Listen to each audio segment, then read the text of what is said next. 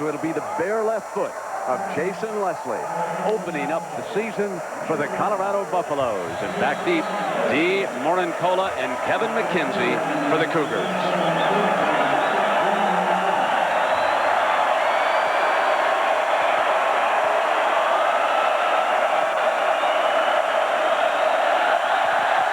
Underway in Boulder. Low, bouncing, high kick fielded by McKenzie. 10 for the Cougars. 15, 20. Woo! Jammed up at the 22. And now we'll get our first look this season at Ryan Leaf, who will quarterback the Cougars. His only start came in their final game against Washington. Extremely poised. They lost it down the stretch, but his final pass that day in Seattle in rain fell incomplete in the end zone. His Chili's backs and receivers keep an eye on number 5, Michael Black. They signed him out of Los Angeles Junior College. They need in this offense. Also, Corey Solomon a year ago, 71, has changed his name. Corey Withrow. He'll snap the ball now, and you'll watch Leaf on his first play of the game. It'll be Black behind the left guard. Not much doing. The defensive front now for the Buffaloes. We have mentioned Matt Russell, but notice only 6 names. That's because 5 defensive backs are going to start today for the Buffaloes. And here they are, paced by the free safety, the captain of that group, Steve Rosga. Washington State plans to come in and use 3, 4, and 5 wide receivers within their first 2 series. Therefore, the nickel coverage, good game planning by Colorado. Second down and 11. McWashington's the motion receiver. Black again on a cutback for a couple. 3rd and long, and an obvious first passing play for Leaf with Ryan Olson, the nose man, being very active. Let's watch Russell in the middle here, Coach. Well, you know, he is a run defender, and he would like him to run. Middle linebackers like him get upset when you throw the ball too many times. 2 plays in a row, 2 runs in a row. He likes that kind of football. Now it's 3rd and 8. What have you seen with young Leaf's right arm, Coach? Well, they say he had a sore arm in training camp, but in pregame warm-up, it looked awfully good. They stretch the field. 4 wide receivers. 3 to the left for Leaf. First pass. Fires, and it's complete at the 29-yard line. That's short of the first down. That's going to be 3 and out for the Cougars. You know, and I think that's a good term to use, Brent. You say he fires. When that ball comes off his hands, it is humming. But yet he has the ability to put the touch on the pass as well. Big story now is the punter. Yes. They had a great punter in Martin for years up in Pullman. Now a JC youngster. His first punt under this kind of pressure. Jeff Banks, 6 foot, 174 pounds. Let's see how many steps he takes. Well, he averaged over 40 yards a punt in junior college last year, but this is a lot different situation. And he did a good job. His ball sometimes turns over left to right. Not this time. Nunez, the freshman from Texas, with great speed. He's got it on the sideline. Nunez, 45. Nunez to the 43. A fine return by the freshman from Austin. Should never let him get outside your sprinters. He got outside contained. The ball was punted high enough. You should have been able to cover it. Poor tackling effort right there. Good block. And he gets outside now with that real good speed. A true freshman touching the ball for the first time in his college career today on a punt return. So it is Corey Detmer. His first series. His numbers, he was unbeaten when he went down with that knee injury. You don't want to give them the ball in the plus territory like they're starting out. And they'll run Troutman, Herschel Troutman, and he is stacked up big time in the middle at the 45-yard line. Dorian Booz and Shane Doyle were there for the Cougars. Big Leon Bender, 91, very physical, didn't play last year, working over Kyle Smith, 52, knocks him back in the backfield, linebacker fills it. The Chili's backs and receivers for the Buffaloes now behind Detmer. Ray Caruth. Let's keep an eye on number 21. Great speed. Detmer to throw for the first time. Over the middle, Lexus, the tight end at the 35. That's short of the first down. This is going to be 3rd and short for Colorado, so the focus now is on this offensive line. Chris Naiole is right next to the big man, Adam Reed. He grew up in Boulder, went to Northwestern, transferred back. Remember Stoltenberg? He started for 4 years. Big shoes for Reed to fill now. He's number 53 in the middle of the offense. Here he is with a 3rd and 1. You can see when you get the ball, Colorado gets the ball inside. At least in the past, they've been very efficient in putting points on the board. Troutman on a slippy fumble. Washington State's got it. That was number 4, Johnny Nansen, the senior linebacker who scooped up the fumble. I believe Detmer was slipping on the handoff just a touch. We'll see. You know, when Washington State last year was plus in turnovers, they were winning football games. The second half of the season, they were minus turnovers, and they were losing. See, he got his feet caught up, and I'll tell you why he got his feet caught up. Leon Bender, the big defensive tackle, knocked the offensive guard back into the backfield, and he stepped on the quarterback's foot, Detmer's foot. The kind of start the Cougars wanted. They relished coming in here a 3-touchdown underdog. 1st and 10, the ball at the 42-yard line. Leaf with Black behind him.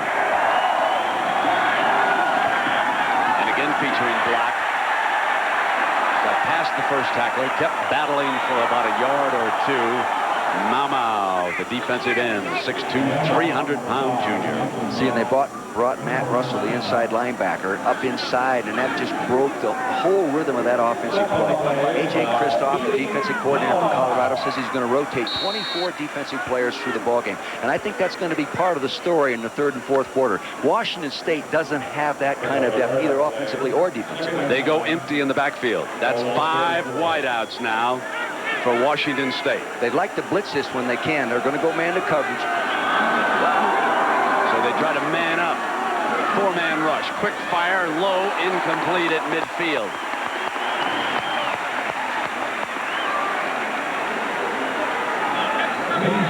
Damon Wheeler, the defender for the Buffaloes at that left corner spot. Brian Lee, no matter how poised he appeared to be yesterday and how much confidence, he's got to be a little bit nervous today, Brent. I mean, this was his first real go at it other than the end of the season last year. 3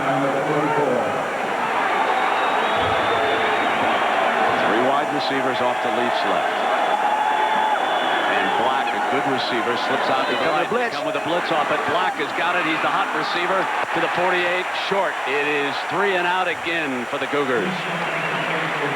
Good defensive series. They have outstanding speed. An offensive player may look like he's going to advance the ball, but here comes the black jersey just flashing in to make the play. Great overall team speed. Now let's see what the freshman Nunez can do again for the Buffaloes as he goes back deep. He's number 22. We'll see him before the day is over as also one of the very talented wide receivers here, Jeff Banks. And the Cougars set to gain some yardage in field position, if nothing else. This is a high, tough punt to handle. And Nunez makes the fair catch at the 9-yard line. Good-looking punt. 1st and 10, Colorado, but they're backed up on their own 9. Long ago, an inventor came up with the assembly line, allowing a few people to make a lot of something. It was the model for efficiency. At Chili's, we pride ourselves for our inefficiency, because we make each of the Big Mouth burgers by hand, grilled one at a time, by a person. And when you taste for yourself how good they are, you'll appreciate all the time we've wasted. Chili's fresh grilled Big Mouth burgers, monuments of inefficiency. Bob and Judith Akers looked forward to the day they could retire to a little business by the sea. No easy project to take on alone. Fortunately, a Dean Witter broker was there to help them chart the proper course. Each individual's dream is unique. So, too, must be our solutions. Now the Akers not only have a place they can call home, others can too. Be back at 10. We'll leave the light on. At Dean Witter, We measure success one investor at a time.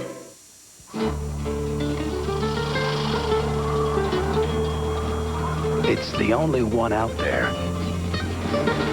And here it comes.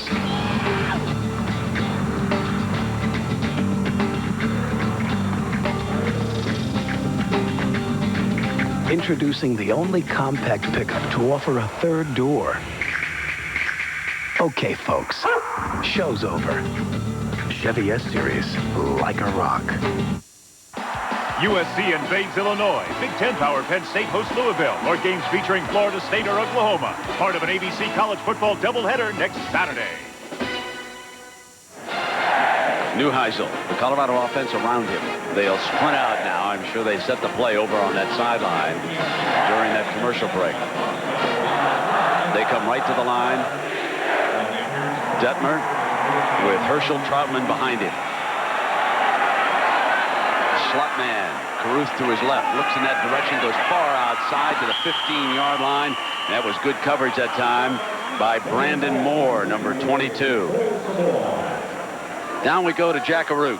Well, Brent, there's one youngster that hoped to be on the special teams here for Colorado, Tyrone Tiger Bussey. He came here as a highly touted freshman, and he suffers from leukemia. He's had 2 bone marrow transplants, and today he finally gets a chance to watch the game. Now, he played in the spring ball, but he went out of remission, and his family is listening at home, and Tiger wanted to pass his best. It's a big story, Brent. It really is, Jack, and we certainly send along our best. And Troutman being brought down by Johnny Nansen. He is the Cougar who recovered that fumble. Again, we see the speed, which is featured by those of you up in the Pullman and Seattle area who have followed the Cougars through these years. A couple of years ago, probably as good a defense as there was in college football overall. And we saw some of that speed demonstrated again. This is a maturing defense right now. Well, Bill Doba, the defensive coordinator, Brent, said he hasn't been able to do as much on defense in training camp because of injuries. So he's coming into this ball game playing it pretty basic with his 4-3 front and mixing in the coverages. 3rd and 6. Caruth, number 21, is slotted to the left. Quick snap, tight end over the middle for a first down. They want to bring Matt Lepsis, the tight end, into the passing game a little bit more this year. He caught 25 balls last year. They say that's not enough. He's a big, strong guy at 6'5", 265 out of Frisco, Texas. Came to school here with a 3.8 GPA. He's an outstanding student. So, hey, they're going to put the ball in his hands. McCarty replaces, or I should say comes in as a second tight end. Troutman behind the left side. The Cougars gang up on him on the 26, led by Darling. And since we mentioned Darling, he's the ringleader of this Cougar front 7 as we see the Chili's Grill and Bar defensive front 7. He's the main man. Nansen also has been very active. Leon Bender, who got his grades up. There now is the defensive secondary, and the Cougars are very confident this group can hold up. But it's a long 4 quarters at this altitude against a whole bunch of speedy receivers here. They're not down now in 7. They weren't lined up properly on defense. They got it lined up late. Detmer off a play fake, throws high, incomplete because of a major pass rush from the right side of that defense. Shane Doyle was in on him. They got into him. They were going to run a naked bootleg out the back side of that play, away from the action, but they didn't fool it. Here he comes, number 46, middle of your screen. Nothing that Detmer could do.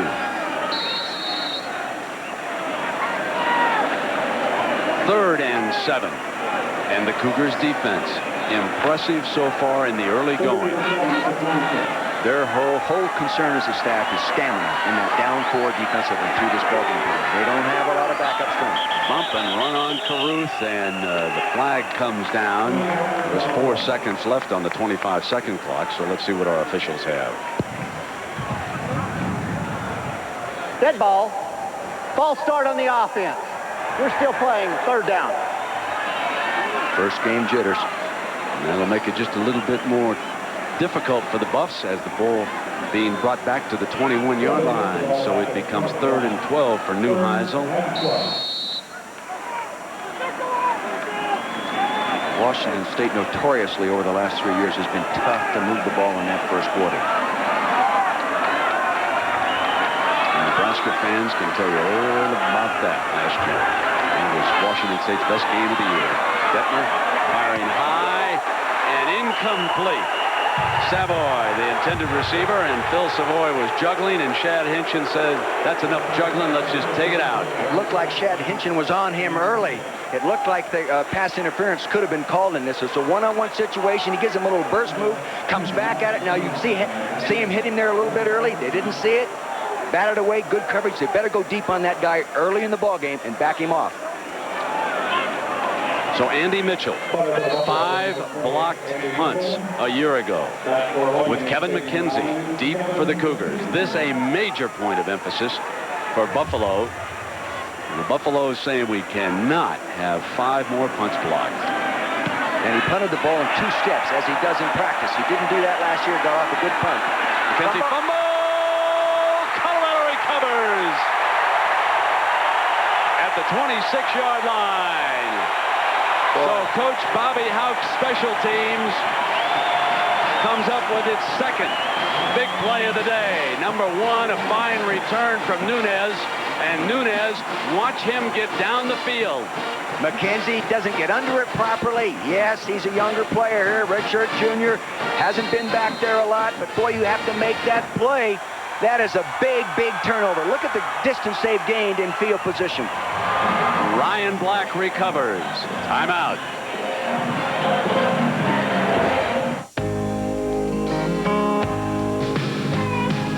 Like a rock, I was strong as I could be. Like a rock, nothing ever got to me.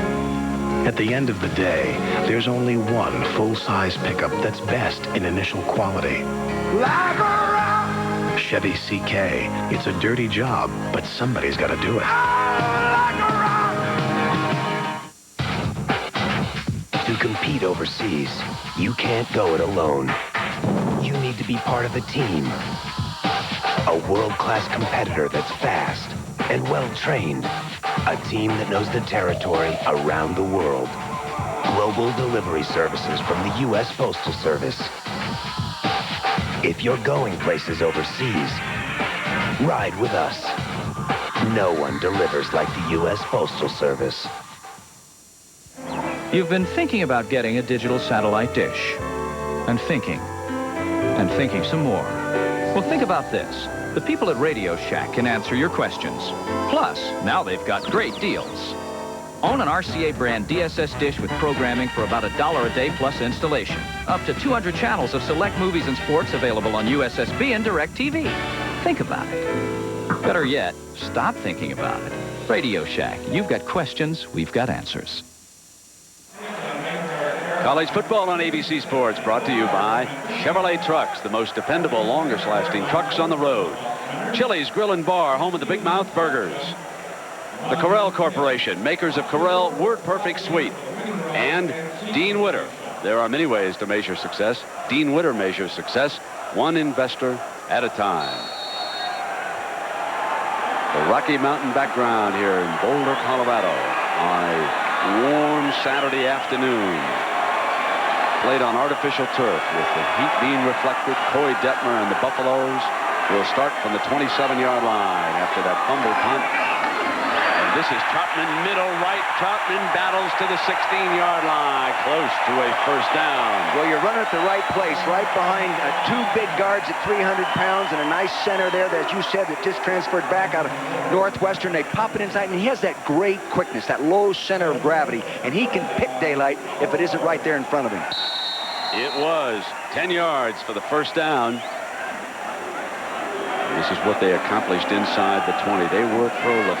They were, and the percentage of touchdowns is really good, too. They're up above 60%. Detmer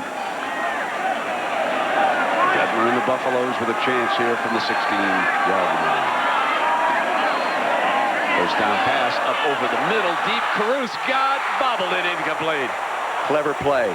Clever play. Quarterback comes back, pumps, fakes the slant pattern to the left side of his offensive formation to draw the safety in that direction, then comes back and throws the post down the hole.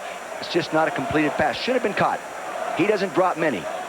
You can see by this graphic, 3 of his 9 touchdowns were over 70 yards. He has great speed. Here it is from up high. Now, right down the middle of the screen. See the pump fake to the left, and he lays it up high. Big hole in there. He's got to make that play. Too simple. He goes slot left. Anderson's outside him. James Kidd, number 2, brings the play in. 3 wides, and they'll run Troutman. Huge hole on the left side to the 13. It closed quickly because of Mr. Darling. He's very active in the middle. He is so quick. He runs with his feet parallel a lot, Brent, and he stutter steps. So therefore, he gets up behind the big rear end of one of those linemen. He sees a little space over to one side. Boom, he just shifts his body and gets there. It will be 3rd and 8. The ball is at the Washington State 14-yard line.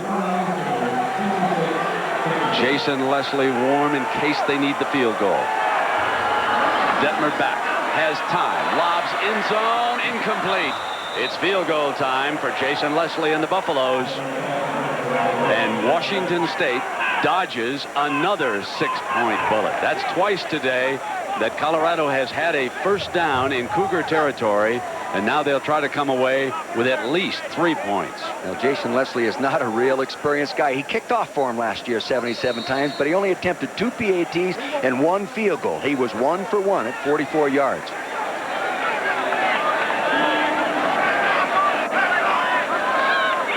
The safety, Roscoe, will put it down. It'll be a 31-yarder. Good. Colorado scores first. But it could have been a lot worse for Washington State than 3-0 right now. This has got to be a confidence builder for young Jason Leslie. First one this year, only kicked one last year, and he pops it through. Not a real long one, but it doesn't matter. It's still 3 points and a boost for his ego. Talking to Coach Houck there, the special teams coach. 3-0 Colorado. And this, of course, the debut of Monday Night Football here on ABC coming up. We have an hour special at 8 Eastern time, and that is Monday Night Mania. Some of the heroes of past Monday nights will share their memories, and then you'll be able to watch the Dallas Cowboys. How are they going to do without Michael Irvin in Chicago against the Bears Monday night? I think the Bears are going to play them real tough. You can't keep losing the players and experience the different problems that team has been experiencing and still be the caliber of team you were. If they can be, that's an education for me, Brent. So Jason Leslie, the junior, puts the first 3 points of the year on the scoreboard for the Buffaloes. I wonder about Jason, don't you? Late in November here in Colorado, folks, that's got to be a tough right foot. All throughout the conference, late in November could be a tough place to kick with that bare foot. I think they go to Lincoln, Nebraska that last week in November. All the great fans over there can't wait to see the Buffaloes.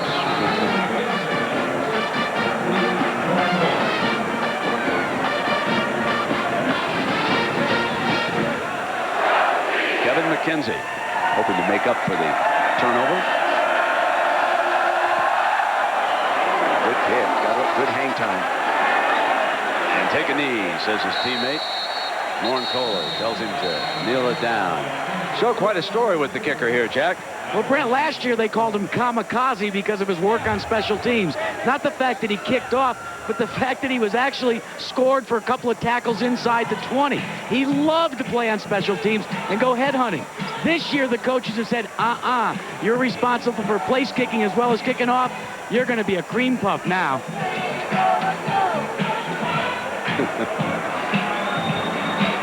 You notice how the field goal kicker went right over to the special teams coach?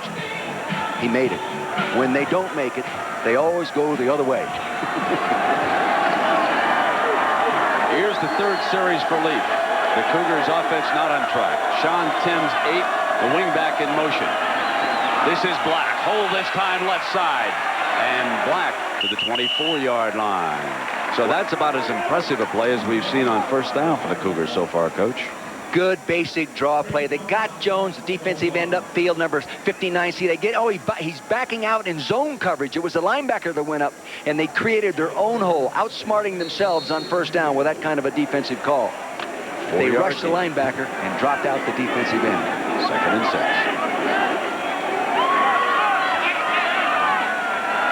Empty again. That's 5 wide receivers for Leaf. Russell shows blitz and he's coming. Picked up. Leaf. Incomplete. Almost intercepted. And the line judge says incomplete. It was bobbled by Dalton Simmons, the cornerback who is coming off knee surgery and missed all of last season. A.J. Kristoff, defensive coordinator, Colorado's game plan versus empty is to rush 5 people and cover with 6 and go man-to-man. He has tremendous confidence in the ability of his secondary to cover one-on-one, and therefore he rushes the 5th rusher rather than dropping him in coverage. 4-man front. Bump and run. Empty in the backfield. 5 wide receivers. Blitz is coming. Quick fire. Incomplete. They knocked it down. They got There's called interference. Yes. That's an automatic first down and a 15-yard penalty as Kevin McKenzie was knocked down on the play. The corner on that side, Marcus Washington. Ryan Leaf read the blitz, went to the slant receiver, the hot receiver coming inside. Marcus Washington just stepped up and gave him a shove. Automatic first down, as you said, Brent. Pass interference on the defense. Automatic first down. You'll see this from the end zones. You'll see the inside linebacker there rushing up inside. That created the hole they were trying to get to, but there was contact made to the left side of your screen prior, so he couldn't make the catch. But I was wrong on the other part of it. It's not 15 in addition to. It is just the first down at the 28-yard line. So Leaf now, 2 backs in. They're split in the backfield. 2 wide receivers, and they will run Merriweather around the right corner for about a yard or 2. They're going to have a hard time handing the ball off parallel to the line of scrimmage and then turning corners against this kind of speed. The best kind of plays are your traps and your draws. The one good running play they've run so far in the first quarter has been a draw. There's a young man, folks, who grew up, well, he was a son of an Air Force sergeant, moved all around the world, and Russell, number 16, whom we just saw, was an outstanding soccer player growing up, and had it not been for football, he would have continued his career in soccer, but he is an outstanding middle linebacker. 2nd down and 9 for the Cougars. Here comes the blitz. Picked up. Isolated one-on-one. Incomplete. He overthrew Sean McWashington, who was being covered by Teray Davis, number 4. Good coverage. And again, Ryan Leaf throwing the ball so easily, but he is so strong. I think he could overthrow a receiver from any point on the field, Brent. And being a little tight maybe and everything like that, putting a little bit too much muscle into his throw. You can see, ladies and gentlemen, how easy it is. He gets hit from the back. It's not going to bother this guy. He could line up and play tight end. He's big enough. That's the safety who recovered the fumbled punt leading to field goal, Black, who came in on the safety blitz. Now it is Leaf and the Cougars, 3rd and 9. Straight back, hit again on the release, incomplete. Savage pressure. The offensive line did not hold up that time. Well, Greg Jones is an outstanding defensive end. He was a linebacker, and he has great speed.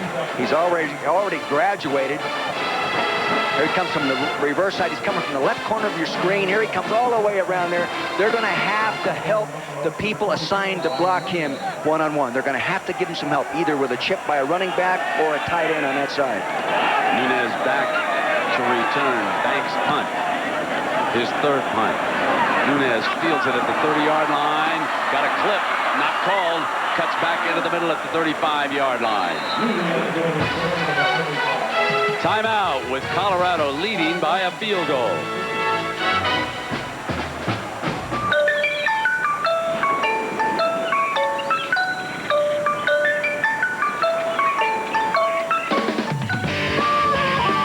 Introducing the all-new Chevy S-Series Sports Side.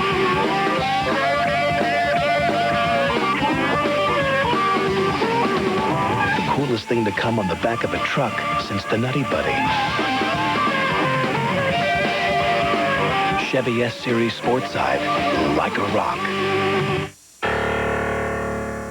Inside your car's fuel system, there's a constant battle between good and evil.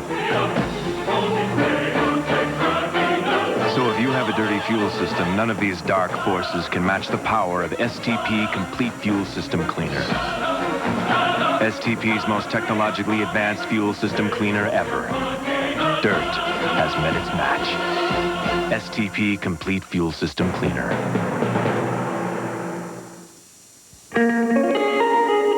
Some of the most admired cars you'll see are owned by the guys who know cars best. They're ASC certified master mechanics, and the #1 brand of motor oil these guys use in their own cars and trucks is Valvoline, makers of Durablend, the leading semi-synthetic for a cleaner engine due to better control of harmful deposits.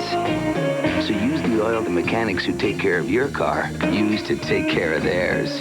Valvoline. People who know use Valvoline. You'll see the sprinter coming down on right here, and then you'll see a blocker coming across, and we believe hit him in the back. The officials didn't see it the same way we saw it from up here. Here it comes from the right side of your screen. Boop. Close. Yeah. 1st and 10 for Detmer and the Buffaloes. The ball at the 35. Rick Neuheisel, I don't think, expected this much difficulty against his high-octane offense here in the early going. Double tied in now, and 2 wideouts with running back Lindgren Henry set in. Play fake Detmer. Fires one-on-one. Here's Caruth. Look out. Midfield. And Caruth to the 41-yard line on 1st down. The Buffaloes are in Cougar territory again. Double tight end, good play action, and the linebacker, Johnny Nansen, came all the way off the line of scrimmage after the play fake and got it in on that play. Excellent hustle by Johnny Nansen. 24-yard gain. Detmer to Caruth. Caruth is a first-team academic All-Big 8 as well as an All-American wide receiver, an outstanding student, engineering and education major. There they go with the double tight end, 2 wideouts, and the 1 running back is Henry. Huge hole. Cuts back, slams across the 35-yard line, was juggling the ball as he was hit. But he came up with it. They're pulling offensive linemen in their offense more this year than last year. That was a counter play, pulled both the guard and tackle through it. Sometimes they use the center. And in talking with Chris Niola, the offensive guard 65, he said they're worked on pulling a lot more this year than they did last year because they're going to run the counter both strong side of the formation and to the weak side of the formation. Last year they did not do that. 2nd and 1. Don't be surprised if Neuheisel goes double tight and then throws it into the end zone. He'll show a slot to the right, though. I think this is James Kidd coming over here. Anderson going on deep right side. They'll throw on it. High lob. Lexus incomplete. Now 3rd and 1, and they'll run for it. Normally on the 2nd and short, you'd think in terms of play action passing, but not here in Colorado. They want to be more aggressive both offensively and defensively. And in talking with Coach Neuheisel, he said the one thing they're going to do this year is they're going to marry both philosophies, meaning they're going to be more aggressive on offense as they are going to be more aggressive on defense. So for the first time, we see the I formation with Darren Fisk. One-time linebacker here at the fullback spot. He'll lead the way for Henry. Henry on a cutback. 1st down, Colorado. Real nice job by Chris Niola, the offensive right guard. He pulled around and prevented anyone from running up in through the hole. Now, a guy that size at 6'4", 300 pounds ought to be able to prevent a man from running through the hole. But first off, he has to get there. You know, a lot of guys in college especially can't move well enough to pull and get up in there. And you'll see what I'm talking about in this isolation. There he is, 65. He's agile. Boom. He wraps up that guy. He's not going to back off the ball. You can run when you have a guard that can block like that. Cougar defenders are asked to field too much. Henry in a huge hole to the 21-yard line. They ran a quick trap up inside. Chris Niola, the right offensive guard, pulled, and he pulled from the left side of your screen right here, and he'll pull and trap across. Very well done. Block back, trap, there's the hole, right up inside. Well done. 2nd down and 3. Now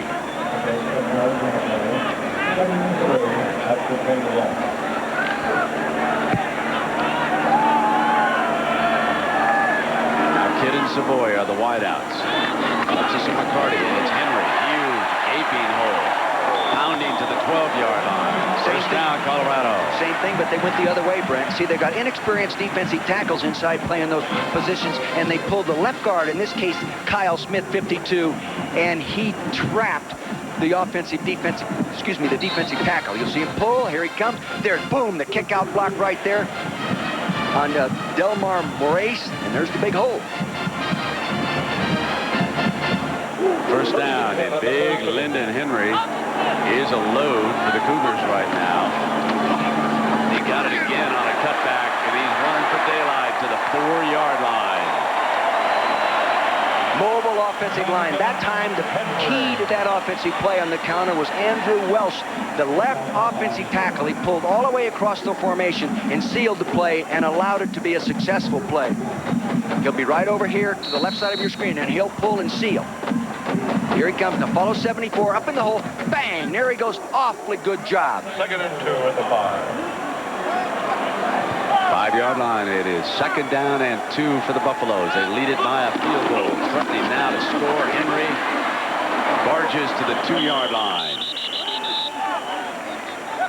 This is when they get in their 3 tight end offense. 2 tight ends on the line of scrimmage and 1 tight end, Brody Hefner, as a wingback. And it's the only time they really use an I formation. The fullback in there, Darren Fisk, 43, is the lead blocker for their tailback.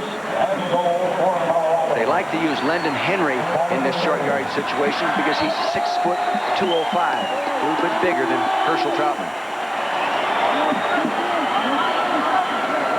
Well, this is Henry's drive. He's been largely responsible for giving Colorado a 1st and goal. He looked awfully good in their last game scrimmage prior to this football game. Keith Miller steps in at fullback. He could lead the way here on 1st and goal. He does, short of the goal line. See, what they tried to do is they tried to fool that time James Darling, the good middle linebacker. They sent the fullback one way and the tailback the other way, therefore not giving him an obvious flow read to flow into the play. It broke down, though, prior to getting to where that was effective on the linebacker. Prior to his knee injury, Detmer was an extremely active and dangerous runner from that backfield. This being the first game since the surgery, you would not expect they would roll him much. He starts motion with the wide receiver. They come back with Troutman and the little back, and he appears to be just short of that goal line, which would leave Colorado with a 3rd and goal.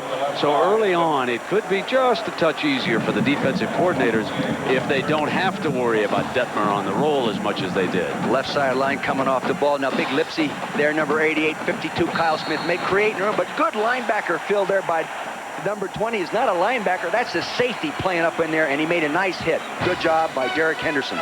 First quarter comes to an end. Buffaloes lead it by a field goal. They're threatening to score more.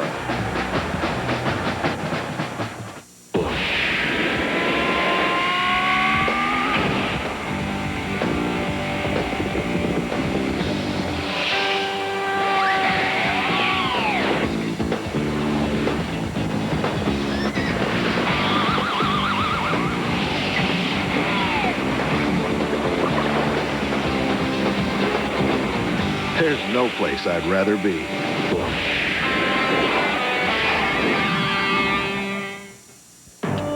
Some would say going 100,000 copies without an unscheduled service call is impressive. Sharp would say it's a beginning. Sharp. Call for your free interactive kit of copier solutions. My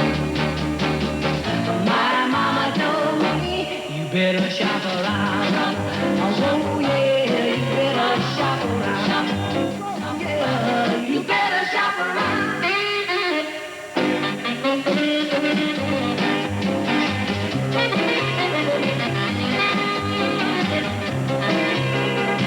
You better shop around.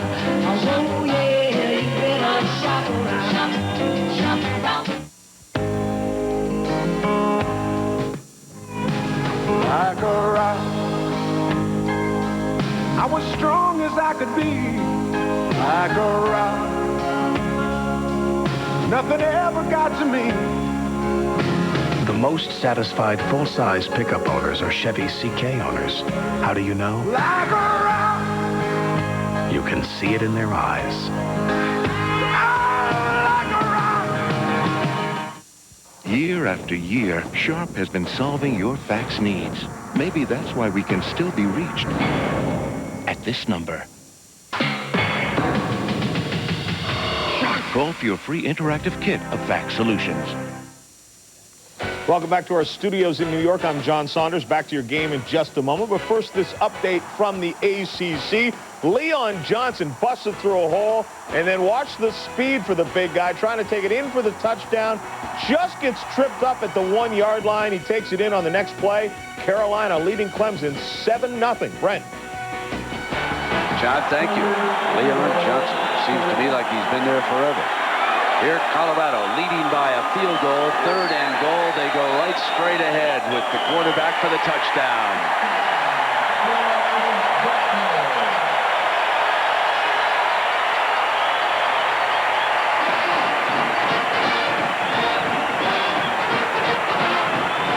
Jason Leslie in for the extra point. And if there was any storyline to the first 15 minutes, it was the fact that that Washington State defense was asked to be on the field far too often. Boy, there's nothing tougher to do than play down 4 defensive line against a team that can throw the ball well through 4 quarters if you don't have a lot of people to rotate through the game. It's 10-0.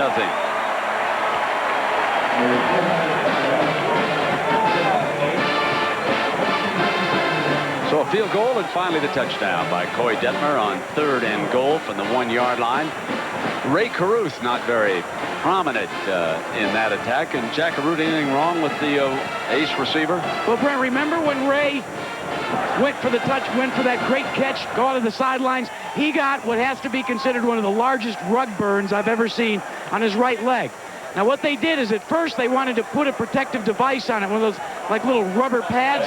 He refused, but then he went out, ran in one play, came back in. He says, "Give me that pad." So he's back, he's ready to go. But I'll tell you what, that's one of the disadvantages of playing on the rug. It can burn. Well, you know, he didn't practice on Thursday. He had a stomach virus and he was very sick, and they were really concerned about a dehydration problem today. Rick Neuheisel in the middle of your screen. As a head coach, he also is deeply involved with his offense. He has the coordinator, yes, but he works directly with him, and he's deeply involved in it. And Brent, this guy, the more you're around him, the more you visit with him, the more I think this guy is something special. You know, he does things differently and everything. He's young at 35 years old, a great communicator. But I saw him on the practice field Thursday. A guy made a mistake. He jumped him, and he sounded like Vince Lombardi. So there's 2 sides to his personality. I think this guy's got all the tools to go ahead and be a great one. Washington State, number 6. Kevin McKenzie. McKenzie and Morincola. Back deep. Leslie whacks it. Coming out on the 20 with that one. No question about that. Good kick. Little breeze coming off the Rockies here. Temperature up around, I suppose about 80 degrees. That means that turf that Jack Caruth talked about going to get a little bit warm here this afternoon. Well, it's up to the young man from Great Falls, Montana, Ryan Leaf, to spark a comeback. And so far, his offense has sputtered here for the Cougars. See, the advantage the Buffalo defense has is, as we said earlier in the broadcast, they're going to rotate 24 guys through there. They have a lot of experience and a lot of talent on it, so they can remain fresh rotating series. And they come back with Black, the running back. Blasting fumble. Washington State wraps it up, however.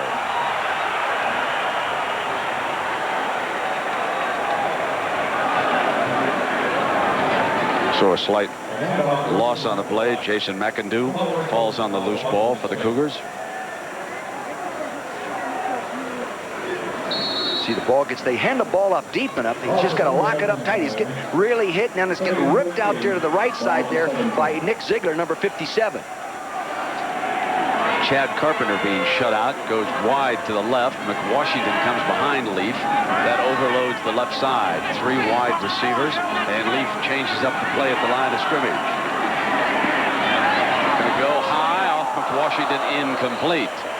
He's not getting a chance to really set up properly, plant, and follow through. Therefore, he's throwing the ball high. They ran a blitz up inside. They stunned it. They didn't pick it up properly. And regardless if you're 6'6" or not, you still have to be able to set up and step into your throw. And he wasn't able to do that. Good pressure. Dick, with the extra defensive back, they are hiding a safety, and they are bringing Black. That's the 3rd time now that they have brought Black one of the 5 defensive backs on the blitz for Colorado, and he is getting through.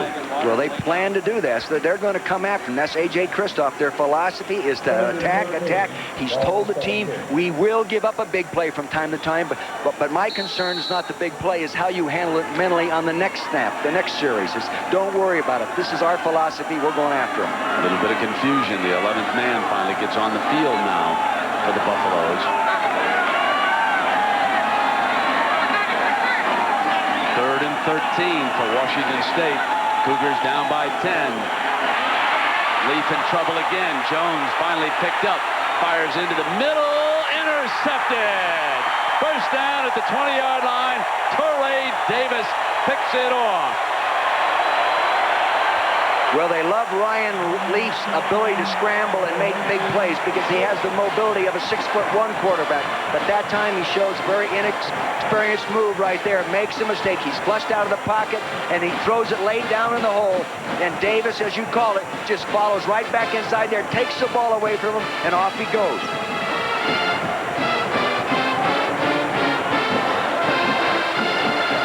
See him, he'll just sort of bump into him right there. He has a right to the ball.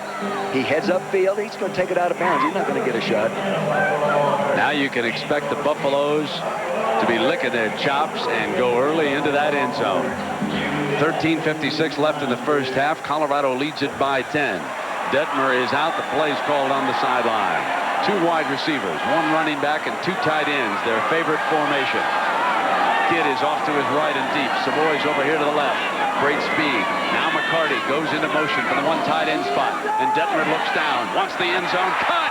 Dropped at the goal line by Savoy as they were thinking touchdown all the way. Good defense. Good hit by Dwayne Stewart, number 25, the strong safety. They went in motion, Brent, and the reason they went in motion is to try to get the defense moved to a 3-receiver side and then throw back behind it. And here he comes inside in the post move like that. He didn't have to back up because he had no area to defend. D. Morincola, number 6, was right there at the safety. Dwayne Stewart came over and made the pop. Ray Caruth checks in along with Chris Anderson. It's Caruth who will go to the slot to the right. Number 21. Now on 2nd and 10. Henry, who's been effective at running back, still in. 7 yards deep with the call. Oh, right side. Barges now to the 7-yard line. You know, sometimes you can be too aggressive and you can actually whip an offensive lineman and create your own running hole. It happened right in there in that play. The defender really got up inside, knocked an offensive lineman back, and the running back ran off that penetration. You see what I'm talking about right here in the middle of your screen.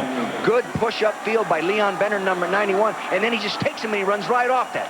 Good read by London Henry. Darren Cheverini in with the play, slotted to the right now. Kidd outside him. Savoy is to the left. 3rd and 5. Detmer looks right. Kidd's got it.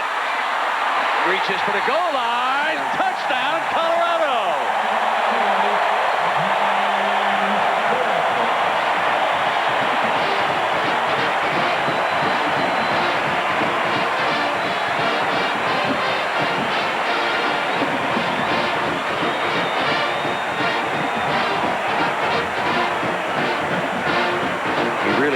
Throw the ball over there. That was a secondary receiver on that. He ran a little hitch and then came back and then started again.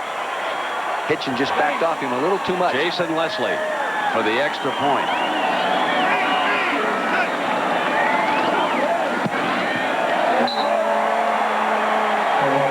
It's a 17-point Buffalo lead here in the first half.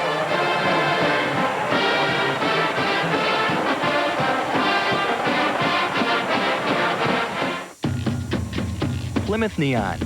Fun and affordability in 4-door and coupe. The all-new Plymouth Voyager and Grand Voyager, the next generation of the minivan. And the new Plymouth Breeze, the sports sedan with fun for 5. The new line of Plymouths. What'll they come up with next?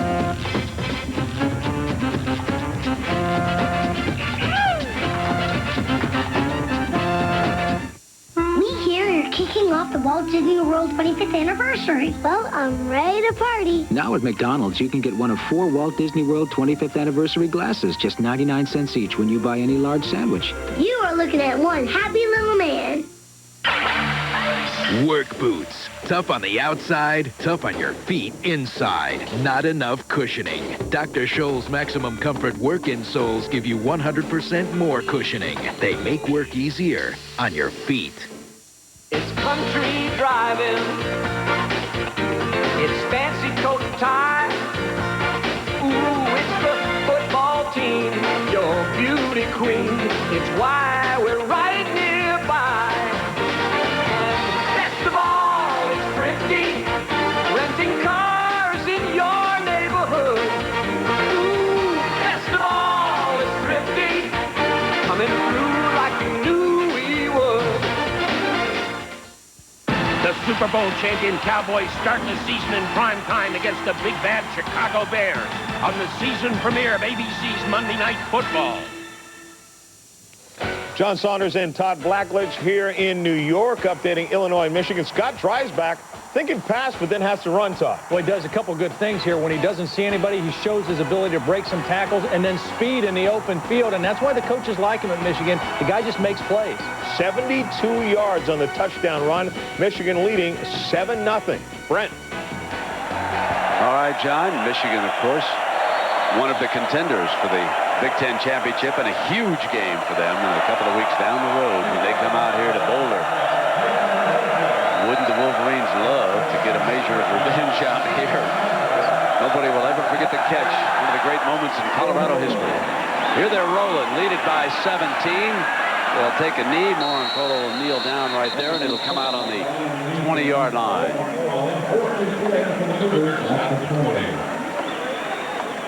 It would be good if they could establish some kind of running attack and tighten up those defensive linemen on their techniques so they're not always coming upfield thinking pass. It also takes a little pressure off Ryan Leaf, the sophomore quarterback. Easier to hand it off than read those coverages and throw it downfield, but just a little harder to move the ball.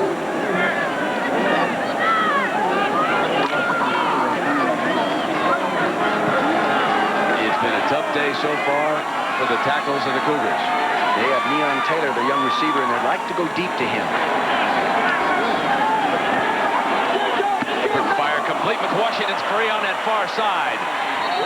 That one of the more positive plays by Washington State. Rosga, the safety, comes over to clean up, but it's a first down on a first down pass. Did a nice job on that. Have a good run after the catch. He saw where the defender was coming from. He gave him a little move, reverse pivoted, and went up the sideline. He was a high school quarterback. He wasn't a receiver. He's converted to a wide receiver position and demonstrating he has those skills.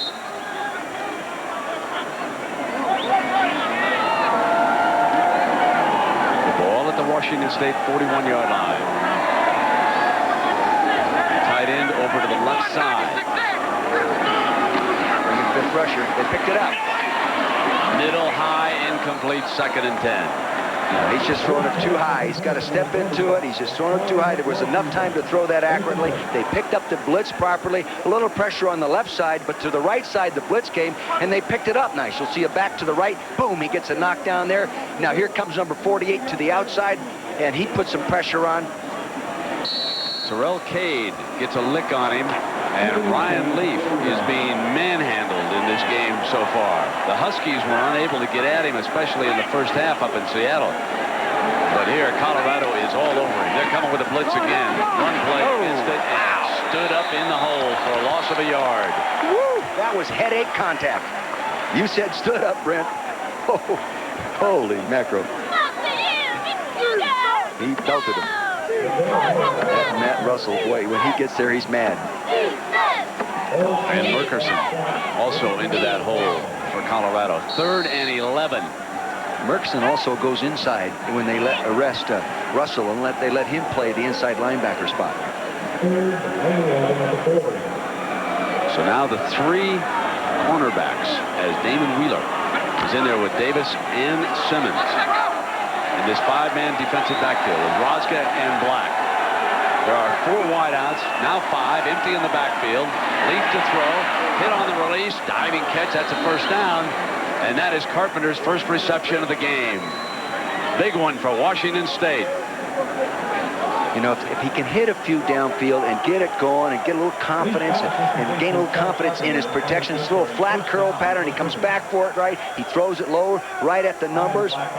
You can complete those, especially against that kind of coverage. It's a little bit of a zone coverage there. This a different kind of test for Leaf. This is a test of his courage right now, the way the Buffaloes are swarming all over him. Empty again in the backfield. Asking that 5-man offensive line to hold up. Short drop, fire on the slant. McWashington free. He's going to circle back. Midfield, and that is a loss of yardage. Jackaroo, not only are they under fire here, of course, there's a tragic story involved with the Washington State offensive line, isn't there? Well, Brett, going into the summer season, Coach Price thought he was going to have a great offensive line, but a couple of departures from the team, and then, of course, a major accident. Jason McIndoe was involved in an accident that killed his wife, Michelle, and the linemen were involved in it, and it really, really took these linemen down a notch. And Coach Price thought, let him get back in the trenches, let him get back focused on football. McIndoe's trying it from his left guard spot right now, but they're having trouble. Now the officials, Jack, here stop play, and a timeout is being used by Colorado right here with the ball near midfield. So we'll take a break. Colorado's up by 17.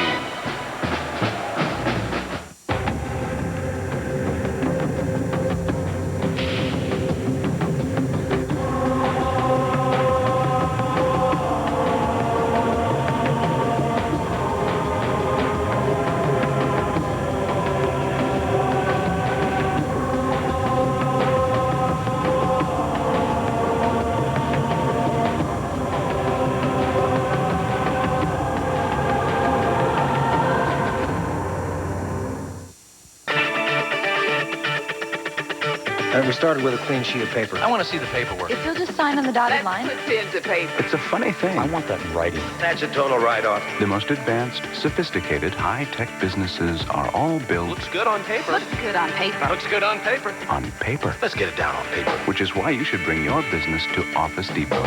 We've got all you need, all for the best prices, guaranteed. In writing, on paper. Office Depot. This is where I take care of business. Plymouth Neon Coupe with a zippy 2-liter 16-valve engine. Ride-tuned suspension, a 5-speed tranny, and 132 wild ponies. It's a pretty hot little number. Plymouth Neon Coupe, just $93.90. Coach Vermeil, what should the Cougars do here? Well, you know, they're being confronted with a 5-man rush. That means 6 guys are in coverage. They're playing man-to-man. I think they've got to go deep and take advantage of that man-to-man coverage and go deep in the type of pattern. It doesn't take a long time to throw. Just the takeoffs. Just take off and run them deep. You hit one, you're back in the ball game. If not, you drive them off you a little bit. 2nd and 12 for Leaf and the Cougars. They show blitz again. It's Black again, this time picked up, but he threw behind the wide receiver, McKenzie. Ryan is just not as accurate as he should be or has been on the practice field right now. This is a totally different experience than playing against yourself. It seems to me that the change-up defensively and all the blitzes have rattled the young man here. No question. No question. It would rattle an experienced quarterback because also they're varying where the rush is coming from. That time, the blitz came off a defender lined up on the slot, and he trickled in late and then came tough on him. 3rd and 12. Show 4-man rush. That's what it is. Leaf goes deep to Washington, and he overthrew him. He's overthrowing everybody.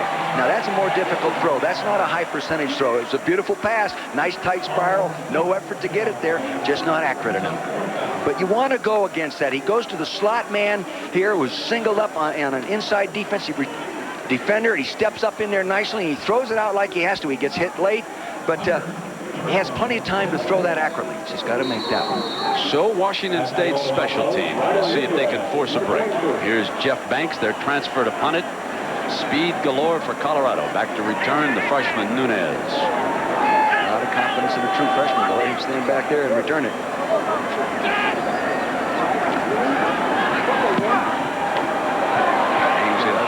toward the end zone, and it'll be coming out on the 20-yard line. So let's take a look at what ABC's got in store for you tomorrow in prime time. America's Funniest Home Videos. Lois and Clark and Steve Martin in the movie L.A. Story. That's tomorrow here on the network.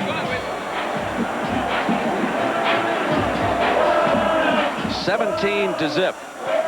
Colorado ranked by everybody in the top 5. And one of those schools given a chance to make a run at a national championship. But to get there, they're going to have to go the hard way. Tough schedule for the Buffaloes this year. And game in Lincoln, Nebraska late. Then a Big 12 championship game.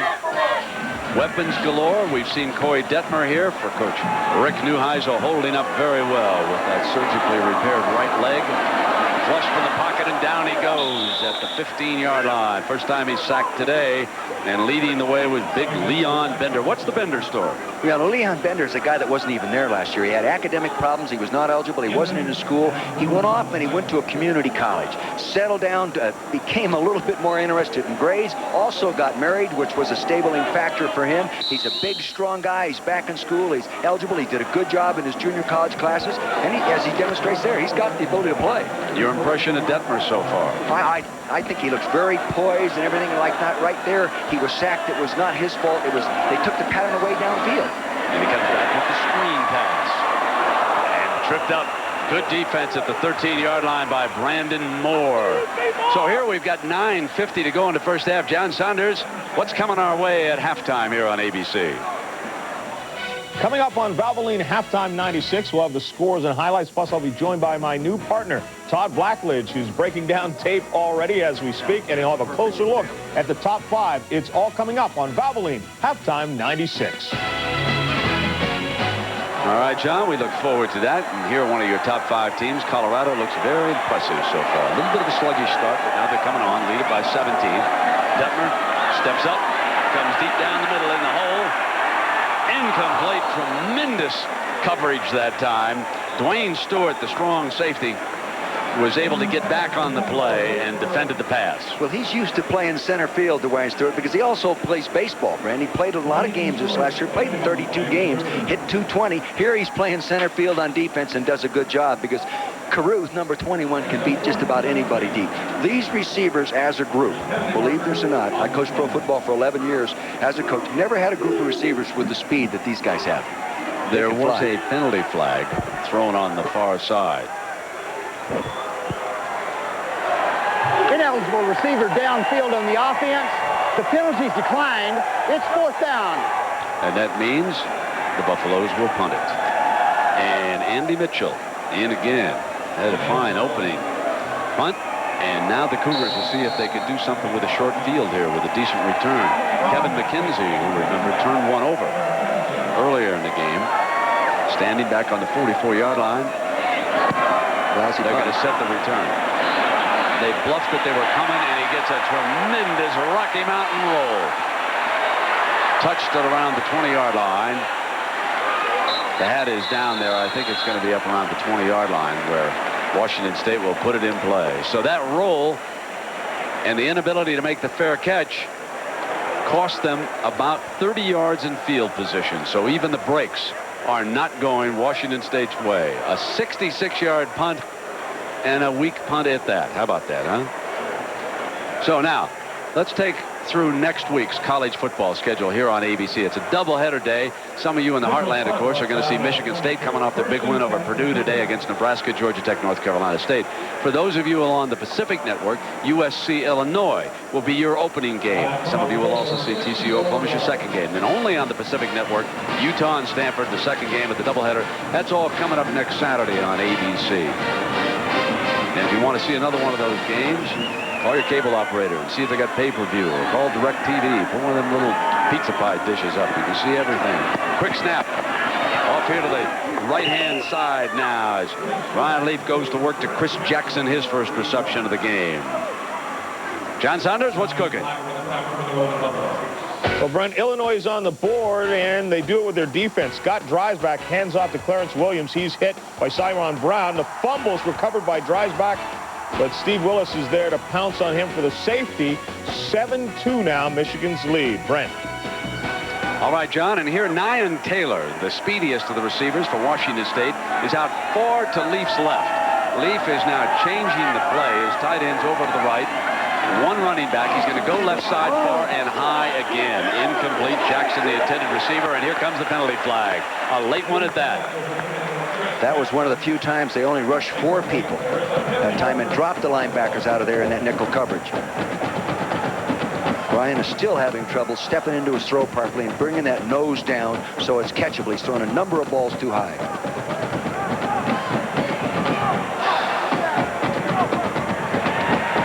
Against the Cougars.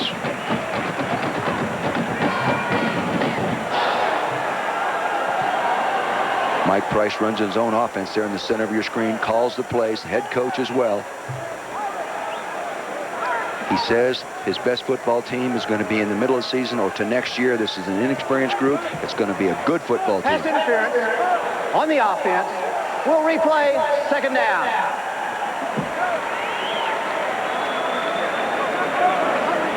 But they'll bring it back further. That ball will be brought all the way back to the 16-yard line. Now watch him blitz. They're going to come after him. You're going to come after you now. They go empty, so that's an invitation. You have no backs in the backfield to block with, so you rush 5. It's 5-on-5 pass protection-wise. 2nd and 16. That's McKenzie in motion. There they go. Black, Leaf in trouble and going down at the 9-yard line. That protection's not going to hold up against a rush like that. Dick, that reminds me of the Florida Gators down there trying to hold off Nebraska. You got to give that quarterback some protection back there. Hannibal Naviz right here goes out, and he comes right up underneath there. They don't get to him. See, they only have 5 pass protectors. They're rushing 6 right there. Too many guys to pick up. One more shot. Quarterback doesn't have a shot at that. Here he is coming off the left side now. Right up underneath this. Excuse me, it wasn't number 8. It was a number 6. That's Ryan Black.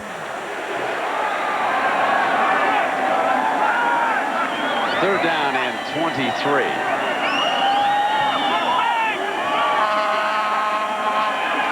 Again empty. Deflected back into the end zone. And it's punt time for the Cougars. Can't hold them off, Coach. As soon as they go empty, here they come. Yeah, and then that time, it wasn't the fact that it went empty. It's the fact that the defensive lineman got such a good push, knocked the offensive lineman back there, and all they had to do was get the hands up on that short drop and play volleyball with it. Good push to the right corner of your screen. He cocks the ball, and this guy is 6'6", but still not tall enough. When the rush gets that close to a quarterback in a 3-step drop, he's going to get it knocked back at him.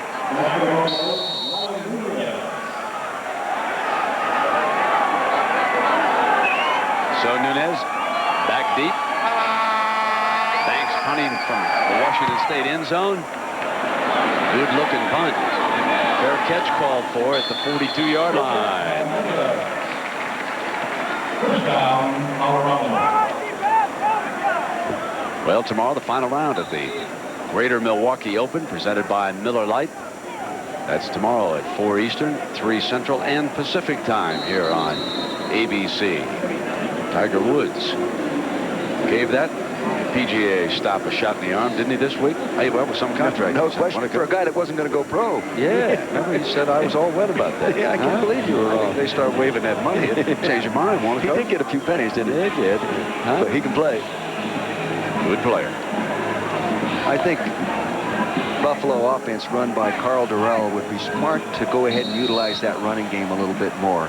They have run efficiently every time they've snapped it running the football. They might as well keep doing a little bit more. Well, the running back right now is Troutman. You see, backs off 7 yards. There he is. Right side into that crease. Very good offensive surge. See, these guys can come off the ball, and they'll wear those defensive linemen down. They'll keep them in those tighter defensive techniques if they mix in the run and pass a little bit better ratio.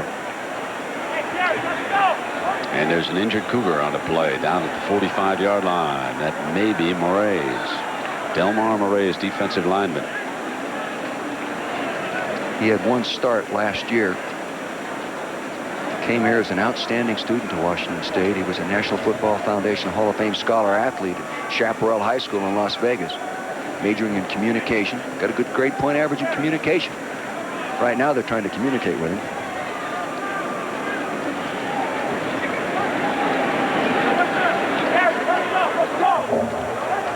Here it is to the left side of the screen. He's down there, and he gets hit right there. You can see he took a knee to the helmet. That's going to make him buzz for a little while.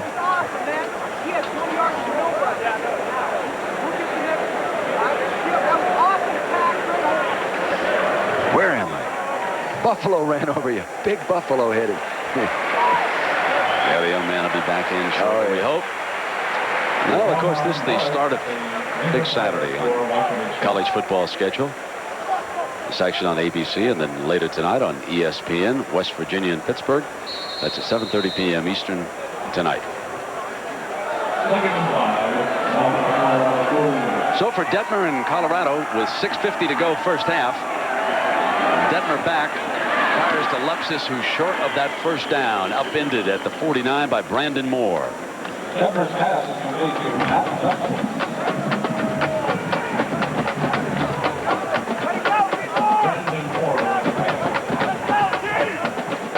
That'll leave Colorado with a 3rd and 3.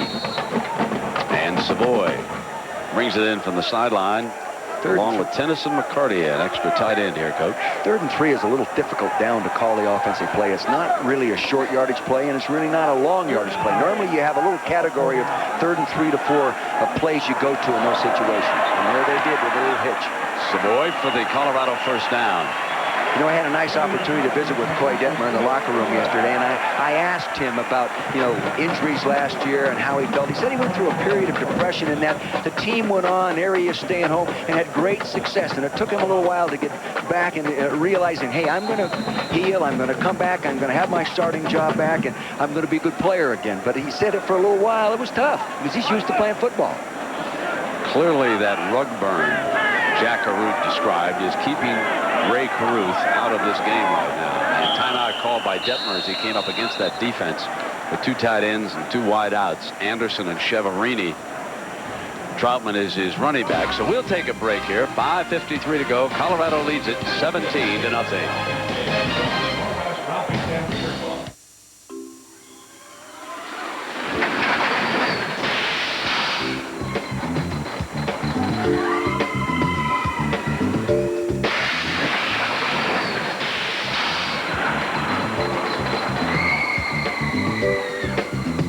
Plymouth Breeze. Please, keep all hands and arms inside the vehicle until the ride comes to a complete stop.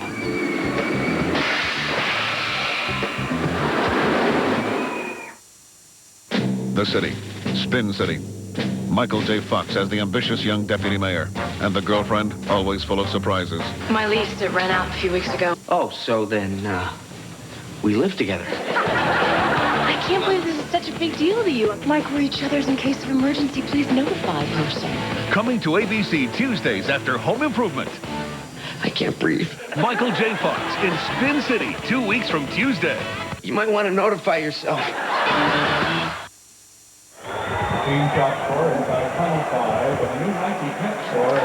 Well, there you can see the young man who suffered the rug burn Jack Caruth described. Ray Caruth caught 1 pass for 23 yards, and now he's watching.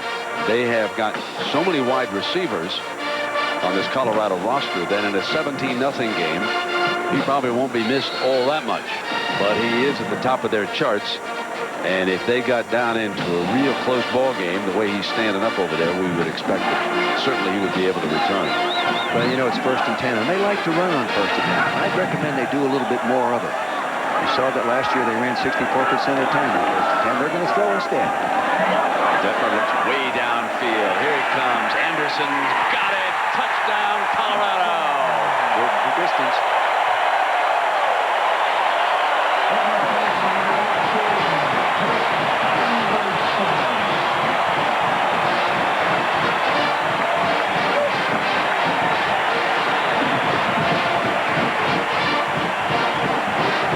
Three-yard touchdown pass to Anderson.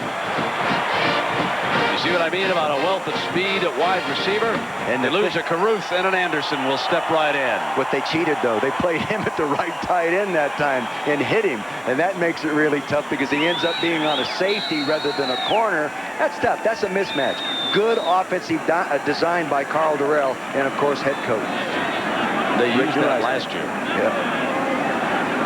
And Leslie now for the extra point. This one getting just a touch over.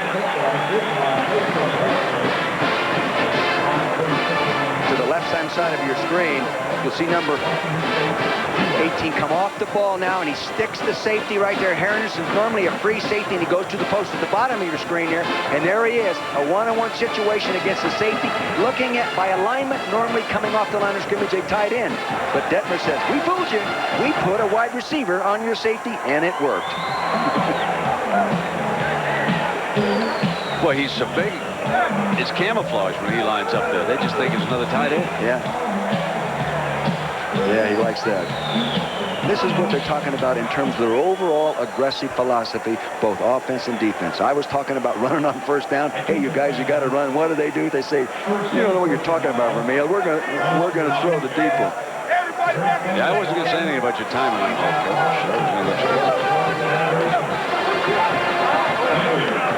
I'm only right about 90% of the time up here, bro.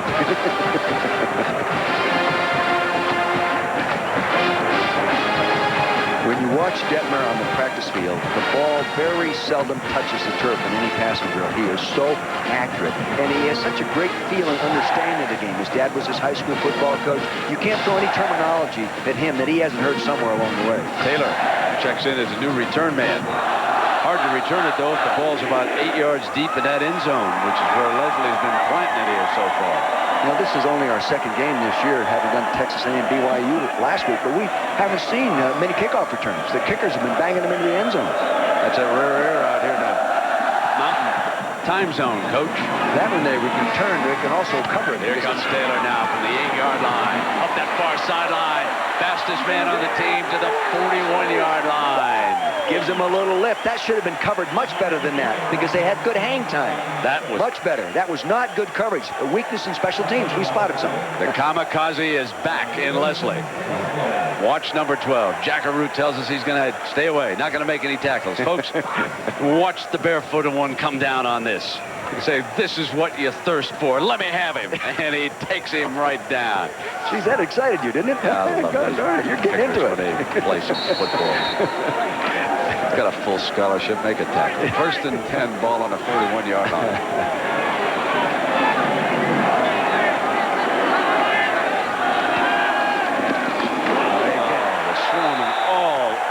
Michael Black that time, led by Matt Russell and Aaron Marshall that time. Oh, it's ugly. This graphic sort of tells a story. 3 and out, 3 and out, 5 plays. They moved it 3 and out, 7 plays, 3 and out. That tells the story of right now of a 24-zip ball game. See, they're just not moving the ball well enough to give their defense a rest. Staying on the field. Second down now at 14. Least probably counting to see if there aren't 13 or 14 guys out there by this time. They've been coming from everywhere. Quick pop, and he's got his hand at midfield. Look out! One down at the 12-yard line is Kevin McKenzie. See, again, they rush the extra nickelback, number 8, Naviz, and he comes off the corner. He comes off the corner right here. He comes off the corner. He reads it. He comes in and beats the one-on-one situation right here. Here he comes now. He sets up, fires it right in that hole. Poor angle by the safety to the right side of that play. And just enough speed by Marcus Washington to drag him down. But a good lift. Injured Colorado player down at the 5-yard line being tended to.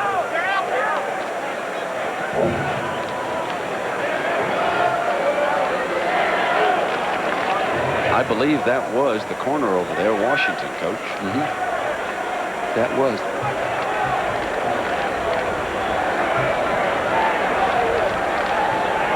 Yeah, Marcus is being tended to on that right leg, it looks like. He probably comes down hard on it on the carpet, huh? Can't see anything obvious right there.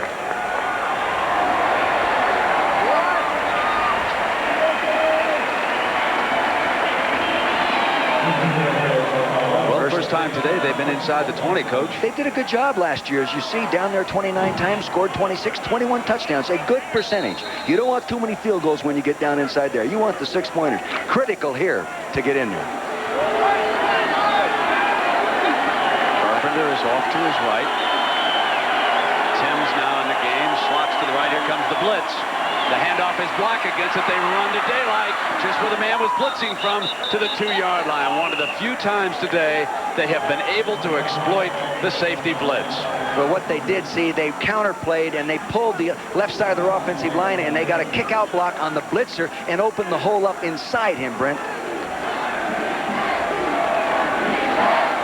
And that will give the Cougars a 1st and goal. One of the things that the Washington Huskies will tell you is that young Leaf is a very talented runner. He audibled into a quarterback draw. He's now down inside the 5-yard line. He'll hand. Black slammed at the 1-yard line. Couldn't make it in because of Rozga and Nabiz. You know, the other thing, Black is used to carrying the ball in the goal line area in junior college football. Number 5, bottom of your screen, going off tackle. He gets a nice kick-out block there by Jason McIndoe, but he starts to dive way too soon. You've got to drive your legs through into the end zone. Watch Russell take out the blocker. Boom, right there. See, and he started leaping. When you're in the air like that, you have nothing to drive over. He's got to use those pins. 2nd and goal. Leaf from a long way out. Keeps burrowing behind his center. I don't believe he got it. But at 6'6", we're going again with that quarterback, Coach. Might as well. And McIndoe inside there at 6'6", 300, and Corey Withrow at 280 pounds, and Brian Shue at 280. They got enough deep in there maybe to get that 6 inches. Colorado defense, so see, they did a good job inside the red zone. Yes, they scored against them 86% of the time, but the percentage of touchdowns was under 60%, and that's good. You'd like to keep it even lower if you like down to that low 50%. 3rd down and goal for Leaf and the Cougars. Black, touchdown. Washington State, their first score of the new season. Now they're down 24-6. So it's the old off tackle play. Coaches say, let's go for 2. We need points.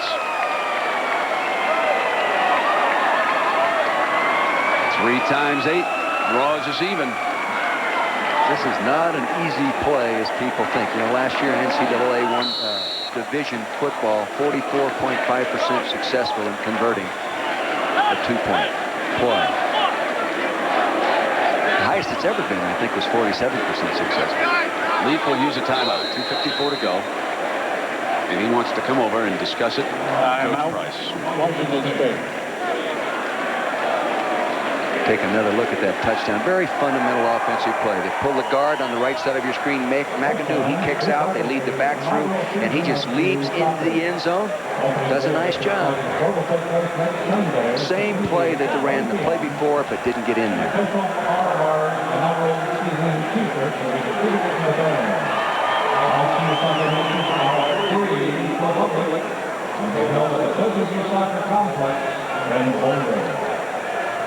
Well, Jackaroo, Coach Price working hard there with young Leaf. And Coach Price says, hey, wait a minute, guys. He's not another Drew Bledsoe. But a lot of people and a lot of the writers up at the Palouse say he can develop into a Drew Bledsoe. Now, Bledsoe is good friends with Mike Price. We had dinner at his house one night, and he said his most prized possession, it's right here. Drew Bledsoe's rookie card. And I said, wow, Coach, did Drew give you that? He says, give it to me. I had to buy it on the Home Shoppers Network. He will not be adding an Adam Bledsoe card anytime soon to that collection. Young Adam, brother of Drew, has signed on here at Colorado. Watched him in practice the other day. They'll undoubtedly redshirt the young man. Now for 2. Leaf on the option, late pitch, and it'll stay at 6. Nick Ziegler all over that play. It's 24-6, 2:54 to go.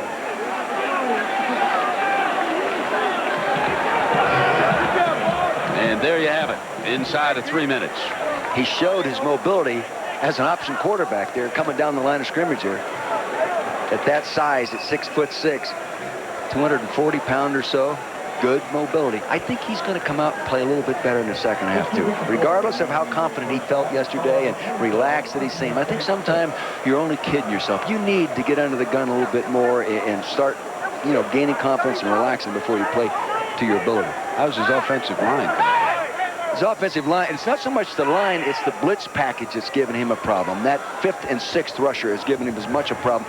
I think the no-back attack has not helped him very much. I think having one back in the backfield will help him a little bit more because you have 5 men to block plus a back, so that you got a 6th guy to help on the 6-man rush.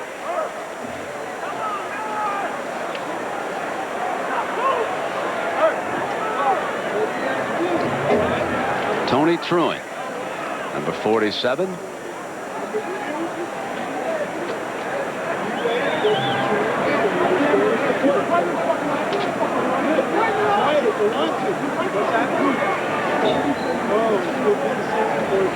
Now, down in our graphics chart is his cousin, Laura Hyman. Wouldn't you think? Took her an awful long time to get that graphic up. Wouldn't you think that we'd had the name, hometown, yeah, the whole bio? Yeah. I was waiting for it to come up. Favorite food, the whole She word. said I wasn't giving him enough credit, but he hadn't been very busy here in the first half.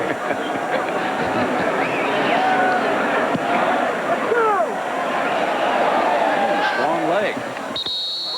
Not too bad. We can rave about the young man now.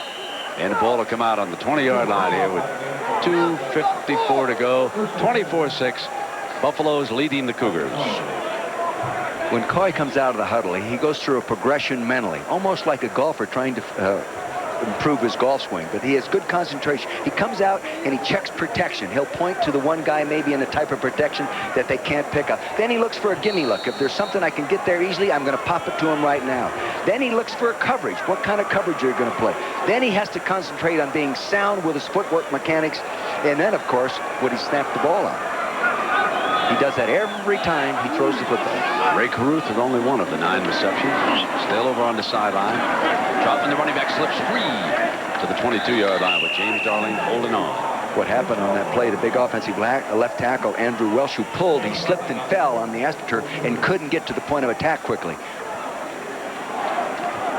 You know, this defense, we're watching Washington State right now. Yes, they've had 24 points scored on them, but there's been some misfortune there, and offensively they haven't done much, but I think they're much better than they were last year. So coming up, the Valvoline halftime 96 here on ABC.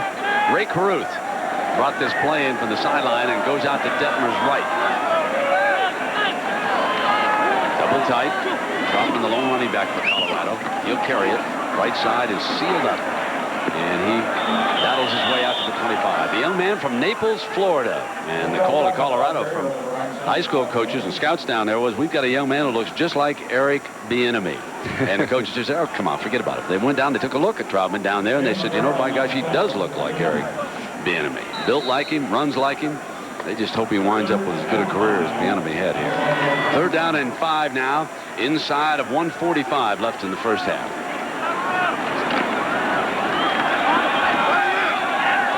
Big Lyndon Henry replaces Troutman, who needs to get that shoe adjusted over there on the far sideline. Detmer jump pass over the middle, hits Lepsis at the 31-yard line. Let me check that. That's Hefner, backup tight end. That's 86 who made that catch.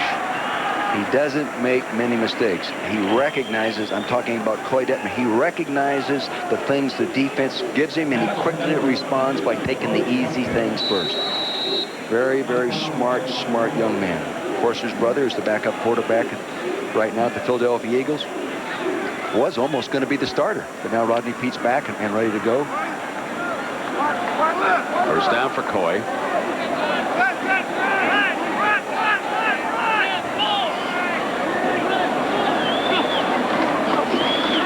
Line holds up. Good rush.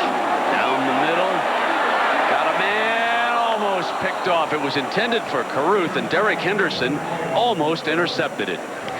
He should have intercepted that, Brent. Now, he didn't have any interceptions last year. Maybe he doesn't have real good hands. He was in good position as a safety. He went for the ball properly. He just didn't come down with it. He picked that one off. And that ball should not be thrown down there with a free safety like that. He's just sitting there. See that? Went right to his acted like he didn't even see it. It went right through his hands. He can't believe it. 2nd down and 10.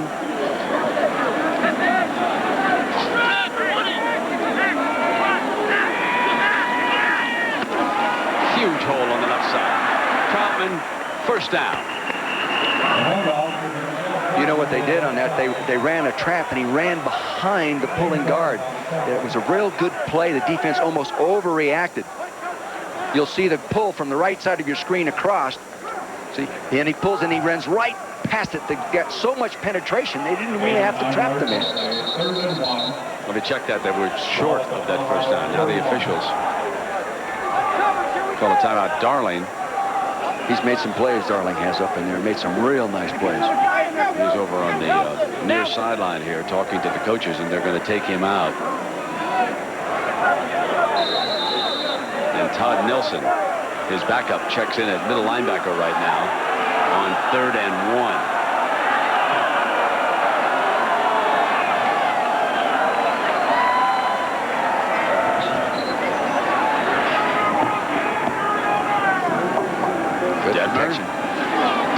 First down. At the Cougar 46-yard line, Cheverini, the receiver. They went zone, Brent, and he read it. Cheverini just hooked up in the middle of the zone. He had real good protection all the time in the world. He could slide forward in his protection. He felt the outside rush being shoved on behind him. He steps up and fires it, and Cheverini read it perfectly. Curled right in between the two zone coverage people. Detmer. By McCarty coming out. He was not alert. McCarty was asleep. He didn't expect to get the ball. See, Cougars backing off playing zone. He sees that. He wants to take the gimme throw. McCartney turned his head late. He's a smart guy. He should know better than that. First team academic all Big 8, 3.23, and majoring in English and education. Shouldn't make that kind of mistake.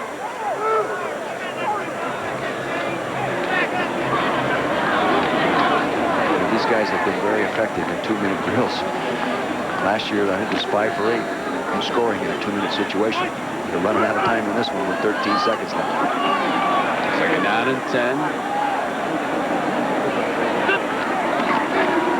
Detmer, Nance got him. Nance sacks him at the 45-yard line. Good, strong rush. JC transfer out of Chaffey College. Playing his first college game, showing a real burst. He's excited about that. And should be.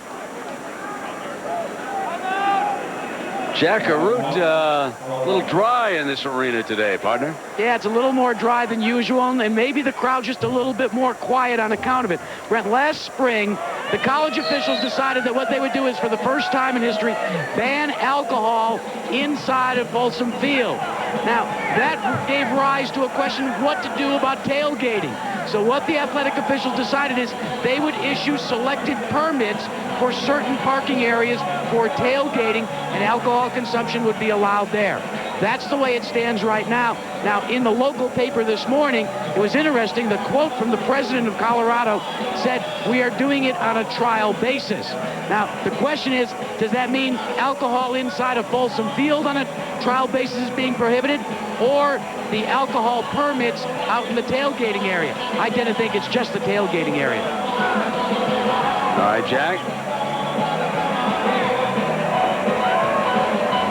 Colorado plays state rival Colorado State next week. I'm sure Sonny Lubeck and his staff will take a close look at what they're going to have to deal with. There's a lot of weapons here. Up at Fort Collins next week. And then on the 14th, the Wolverines of Michigan come in here for a big one. There's a big one down here, too. 3 seconds. And Detmer goes off, the intended to, and Hessler, John Hessler, who replaced him after the knee injury a year ago, steps in to run out the first half. But typical Neuheiser fashion, let's do it dramatically. Intercepted as time runs out. Picked off by Dwayne Stewart, that active safety, and that'll do it. Washington State trails Colorado 24-6. Coming up, Valvoline halftime 96.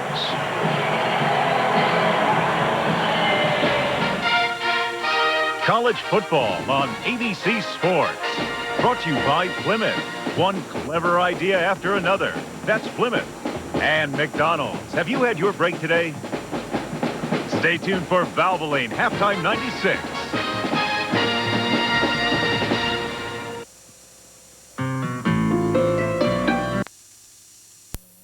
with their defensive end, and then they try to turn everything out to where their speed people are. If their defensive linemen can attack the line of scrimmage and hold their own and force running backs and ball carriers to go east and west, the play is dead. Nebraska has too much speed. If you start running sideways, you have no chance. Okay, so as a coach, you say, I've got an experienced quarterback, I've got a great defense, and then you look at the schedule and say, who made this thing up? Better have a good schedule, too, and Colorado does not. Of their 11 opponents, 6 of them ranked in the top 25 on the final poll last year. 7 of them played in bowl games, and if they're lucky enough to get through this part of the schedule, they still have one more tough game, the Big 12 championship game on December 7th.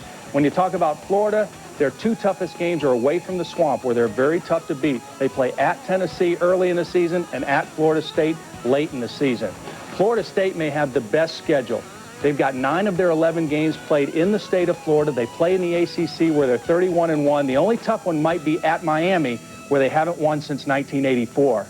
Tennessee has a similar schedule. They've got 9 of their 11 games played in the borders of the state of Tennessee, and their 2 toughest, Florida and Alabama, both at home. One tough game for them might be Georgia on October the 12th. Nebraska also has a pretty favorable schedule. They don't play Texas. They don't play Texas A&M. They play Colorado at home at the end of the year. The last 2 times they've played Colorado in Lincoln, they've beaten by a combined score 76-14. All right, there's a look at the top 5, but obviously there will be some other teams who contend. Who do you like? Well, I like Notre Dame, first of all. I think Lou Holtz has a good football team. I think Ron Paulus is going to have a good senior year. He's got some good backs behind him, good offensive line, and a good defense as well. Not a lot of talk about Penn State out of the gate, but that win over USC, very impressive. Their defense looked good, and Curtis Enos running the ball, terrific. And one team not to forget about is Texas. Everybody talks about Colorado and Nebraska in the Big 12, but James Brown leads that offense, and they've got as much skill power as anybody in the country. All right, there's the top 5 and some of the other contenders we think might have a shot come the end of the year in the Sugar Bowl. Stick around. We'll have more on ABC's College Football right after this. Some of the most admired cars you'll see are owned by the guys who know cars best. They're ASC certified master mechanics, and the #1 brand of motor oil these guys use in their own cars and trucks is Valvoline, makers of Durablend, the leading semi-synthetic for a cleaner engine due to better control of harmful deposits. So use the oil the mechanics who take care of your car use to take care of theirs. Valvoline. People who know use Valvoline. The Walt Disney World 25th anniversary celebration is kicking off at McDonald's. So now, besides the grown-up taste of the Arch Deluxe sandwich, there's a new reason to come. Wow, cool. Whenever you buy any large sandwich like the new Arch Deluxe, you can get one of 4 Walt Disney World 25th anniversary collector glasses for just 99 cents each. So come on into McDonald's, because who knows where this magical celebration just might take you. Wow. Hey, what's up, John? Hey, what's up, man? Watch the curve. Yeah, I was driving like my grandma. Yeah, you drink like mine. Give me a break, man. Watch it. The idea is to keep the car on the road. How about giving me another drink? Yeah, right. I think you've had enough. I'll take the time. Give me the wheel. Yeah, hold on, man. I got it, man. Yo, man, just slow out, man. Yeah, man. Let me tell you about giving the bell. John!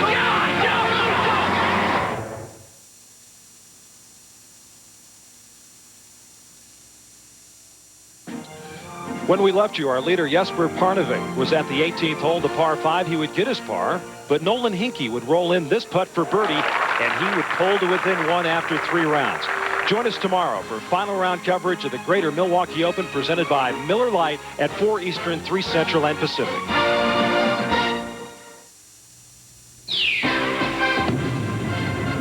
Valvoline Halftime 96.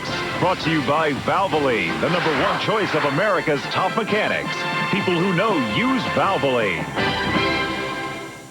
Welcome back. We'll get you to the second half of your game in just a moment. But first, a reminder what we have coming your way next Saturday on ABC's College Football. It's a regional doubleheader in Game 1, except on the West Coast. Most of you will see Michigan State taking on #1 Nebraska.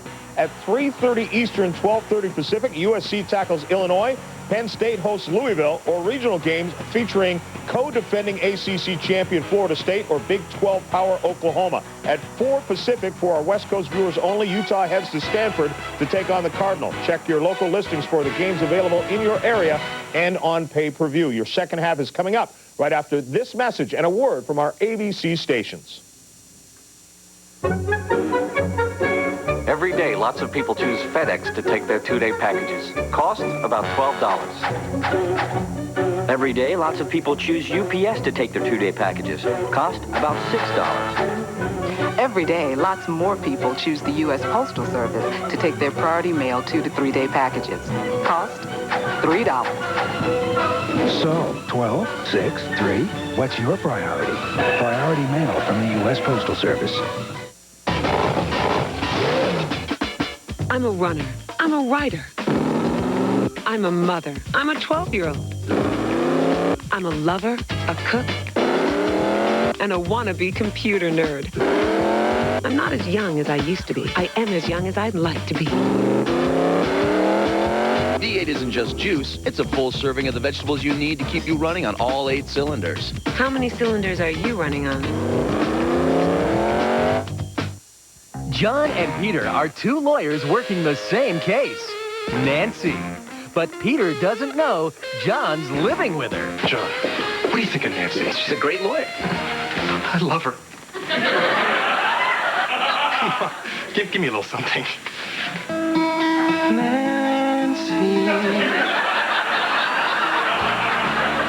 For the love of Nancy, don't miss Common Law, coming to ABC Saturdays this September. Dodge Ram has won a lot of awards from a lot of experts, from a lot of magazines.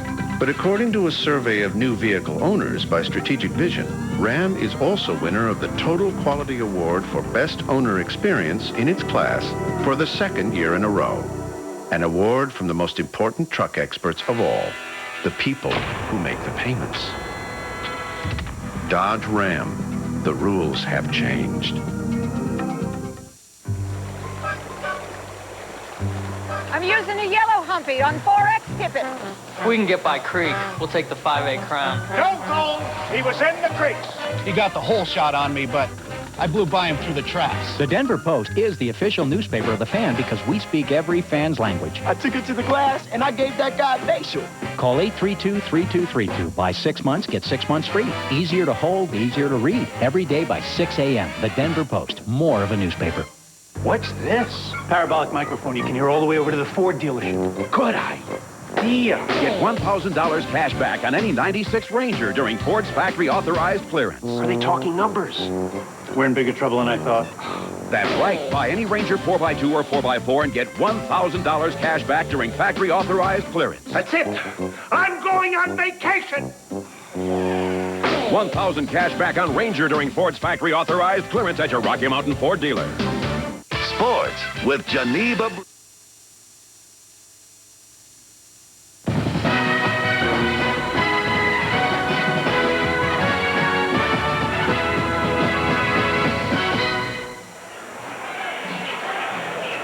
We are back, ready to start the second half. 24-6 Colorado. James Kidd caught only 1 pass in the first half, but he certainly made it pay off here, Coach.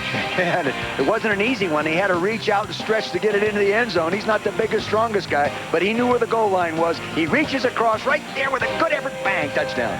Now, Jack Arute spoke with both of the coaches. Let's start with Mike Price. Well, Coach, it looks as if maybe you got to give your guy a little bit more time back there. Yeah, we do. We were just off. We weren't really clicking. We were a little nervous going in this game, I think. We had a lot of young players, but we settled down. I hate to give them that cheap touchdown with that interception back in here. They've been, they get turnovers and score immediately, and they did some of the things that we thought that they could do, like throw the ball deep. Well, how do you adjust to the blitz? How do you adjust to the blitz? Because they're running that package on you a lot. Yeah, I know it. And we can hit the hot receiver. The hot receiver's been open. We just haven't gotten it thrown properly. Coach, your impressions of the first half? Well, I thought we looked a little rusty. I thought Coy looked a little rusty. But I think that's to be expected after the long layoff. But we made enough plays to get a nice lead. Now we just got to make sure that we take care of business here in the second half and then get off to a great start this season. What about Caruth? We didn't see a lot of him. Ray got a real bad turf burn on one of the early catches, and he's complaining a little bit of a tight hamstring, so it'll be guarded here in the second half. Set to go. Throwing, kicking off for Washington State, and those 2 freshmen, ballyhooed wide receivers. Nunez on the right, and Stigers, number 3, was on the left-hand side of your screen.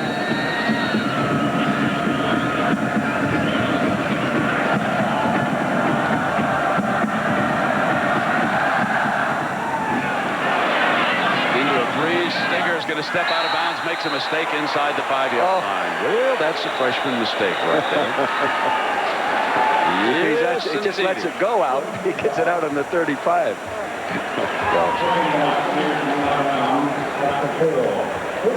Highly recruited young athlete. Let it go. I made a freshman mistake. He won't make that again. Taking a look at the halftime stats, pretty much telling the story of the game. Dominated in the first half by Colorado. You can see total plays, 13 more plays here for Colorado. That means Washington State's defense has been on the field more time. Look at here, time of possession, plus 5 minutes. Turnovers were even misleading because they got the ball in bad field position. Play is called on the sideline.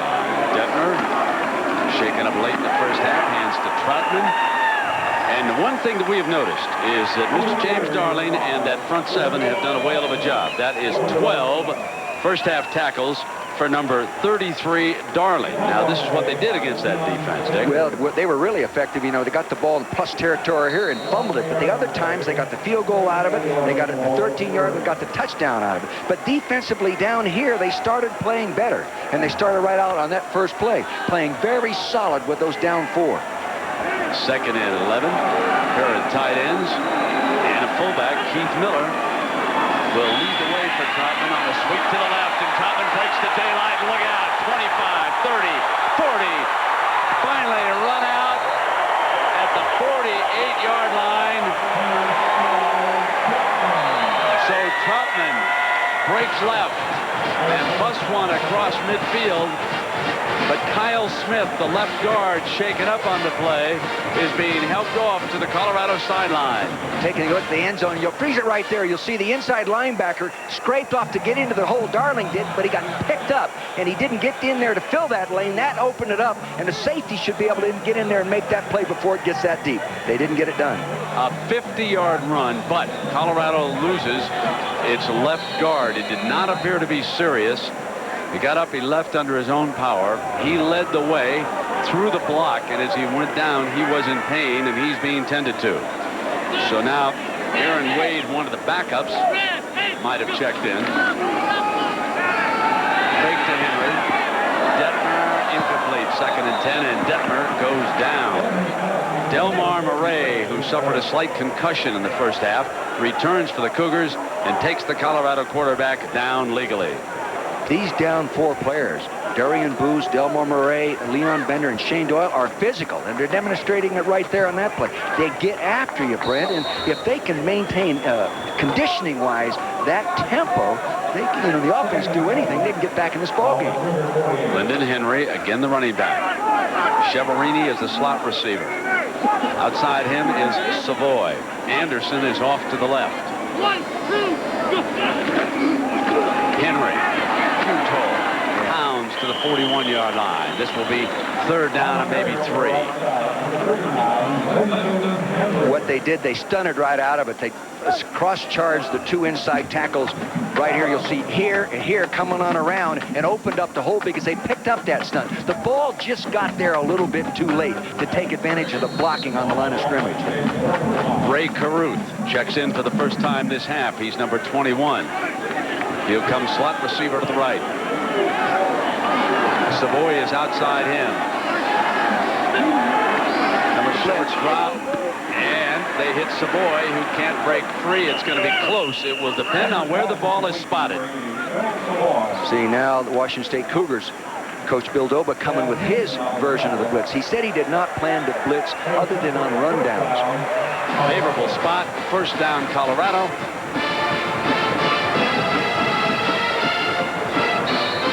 Concerned about blitzing and getting isolated one-on-one with the 3 and 4 receiver formations that Colorado runs. So he was going to blitz the rundown. That time he blitzed the passing down. Now Caruth goes out wide to the left. 1st and 10 at the Washington State 37-yard line. He's audibly. Henry again slams behind the right side to the Washington State 29-yard line. See, when you block the defensive tackles in a 4-3 and the defensive ends come upfield, there is a big vertical gap in there, and that JJ just blew up in there. Chris Naioli, number 65, is the right guard. One of the best in the country, certain to go early in the NFL draft. They better quit stunning inside. See, the guard gets on the linebacker, Darling, number 33, too easily. They'd be better off taking him on physically, Brent. Twice in a row, that stunt has hurt him. Second down and a yard now for Detmer. The overload left, 4 wide receivers. No tight end. Short drop, throw for the first down to the 25-yard line, Cheverini.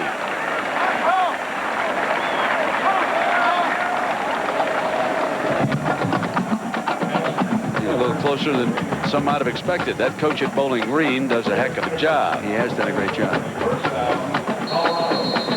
One of the youngest coaching staffs in the country, too.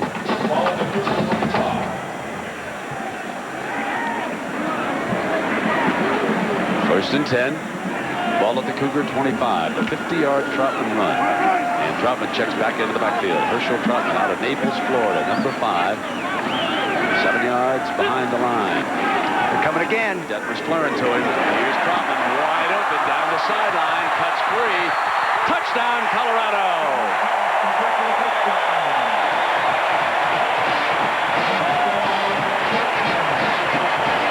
A penalty flag is thrown, but down inside the 5-yard line.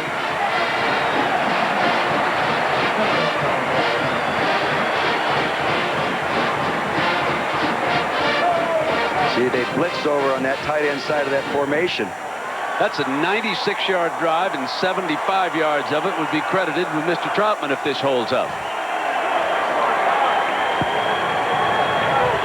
Dead ball foul, non-contact foul against the offense. Non-contact foul. Did someone swear at somebody?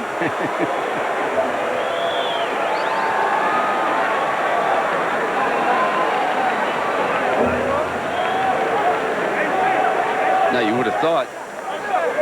Forced on the kickoff.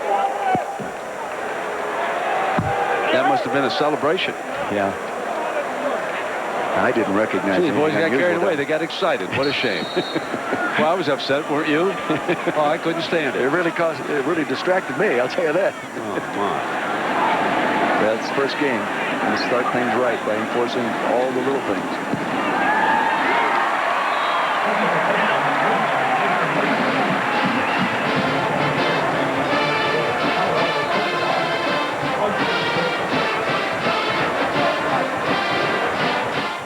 These days, you're working harder than ever. You need a truck that does, too. Don't move. Introducing the all-new 1997 Ford F-150.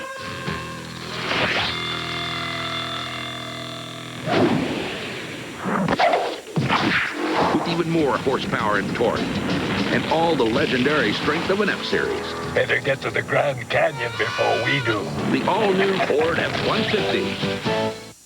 Hold it. This isn't you, it's an older guy. Oh, that was before I got rid of my gray hair with Just for Men hair coloring. Come on, that's too natural to be hair coloring. Just for Men. Apply and in 5 minutes rinse. Gray is blended away for a totally natural look. Think it'll work for me? In 5 minutes. Just for Men looks too natural to be hair coloring. And now try Just for Men Color Gel for the hard-to-color hair of mustaches and beards. Brush in, rinse out. Just 5 minutes. Long ago, an inventor came up with the assembly line, allowing a few people to make a lot of something. It was the model for efficiency. At Chili's, we pride ourselves for our inefficiency because we make each of the Big Mouth burgers by hand, grilled one at a time by a person. And when you taste for yourself how good they are, you'll appreciate all the time we've wasted. Chili's fresh grilled Big Mouth burgers, monuments of inefficiency. Number 1 Nebraska hosts Michigan State, or Georgia Tech beats NC State. They kick off at noon Eastern in Game 1 of a doubleheader next Saturday on ABC's College Football. You'll see here Brandon Moore, linebacker, blitzes inside. All right, they pick him off. The tight end comes around and seals. Now the big tackle and big guard come out and set up the screen wall. Very well executed, and they got the right coverage. Boom, knockdown there by big Melvin Thomas at 300 pounds, and he goes for the score.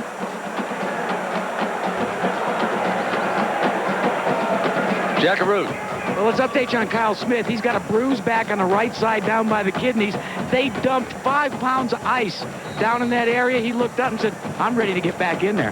Big kidney. 11:23 left in the third. He threw the block that started this hole, the 50-yard run from out of a deep hole. Freshman got off the hook in a hurry after stepping out of bounds on that kickoff, didn't he? High kickoff. This one to be returned. McKenzie, 20-yard line. Slants to the right, looks for daylight, tries to get to the corner. He'll be run out of bounds on the Colorado sideline.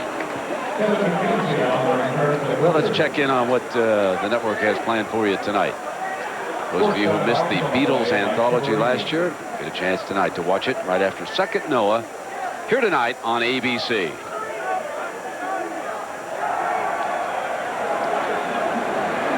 It would sure help Washington State offense if they could establish some kind of running game. They did very little, as you can see by this possession graphic here. Right at the end, though, they picked it up. A 7-play drive and a 6-play drive. 2 nice drives out of the last 3. They'll try again with Black.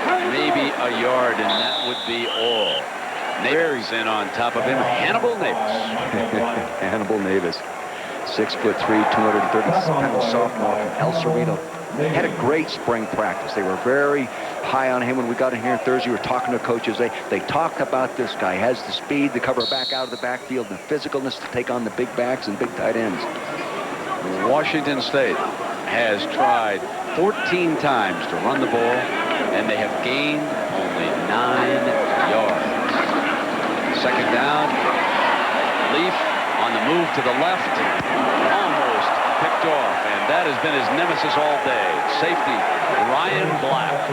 They did a real good job of pass protecting. They took the pattern away downfield. He flushed to the outside. He set up nicely. He threw it. But when the quarterback moves parallel to the line of scrimmage, that pulls the defense as well. Now, you see, the big pass rusher is Jones, number 59. He doesn't rush. They go to a zone defense. They rush the outside linebacker and drop him off as a linebacker. Then rushes late and gives lunch to Mr. Leaf.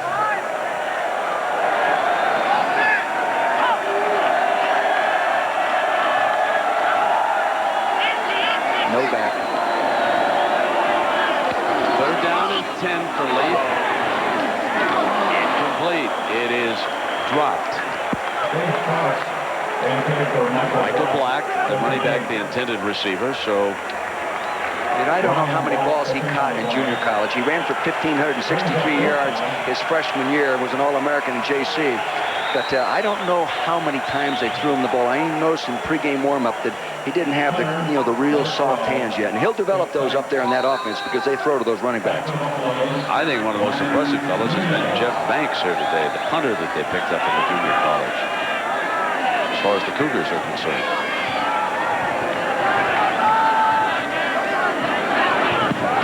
Good high punt. Yeah. Fair catch, there it is. 23-yard line. Nice to have a receiver with that kind of speed who can make the catch for you back there. Oh, that is a luxury. Let me check in the schedule again next week on ABC. Doubleheader Saturday now. Many of you here in the heartland, Michigan State against Nebraska. That Georgia Tech, North Carolina State game be out east, down the southeast. Second game, USC, Illinois, a big one out in this part of the country. Some of you will see TCU and Oklahoma. Then only on the Pacific Network, the second game, your doubleheader, will be Utah against Stanford. So a doubleheader next week on ABC. Change of possession. Coy Detmer, 3 touchdown passes today.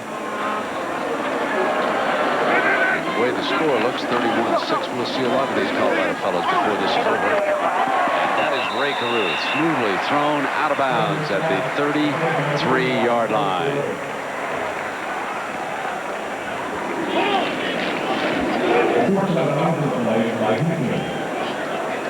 There's a Big 12 game. Kansas State leading Texas Tech.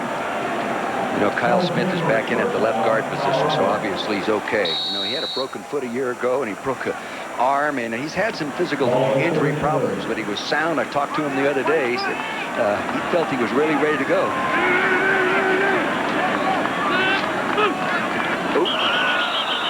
Leon Bender, number 91.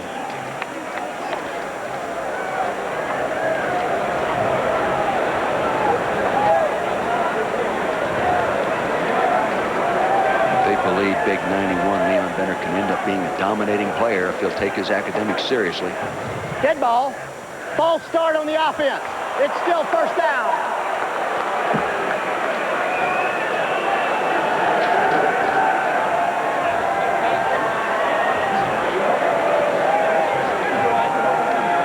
Left-hand corner of your screen, tight end McCarty right there. Move. Now, First and 15. boy, that defense had moved a long ways before he moved.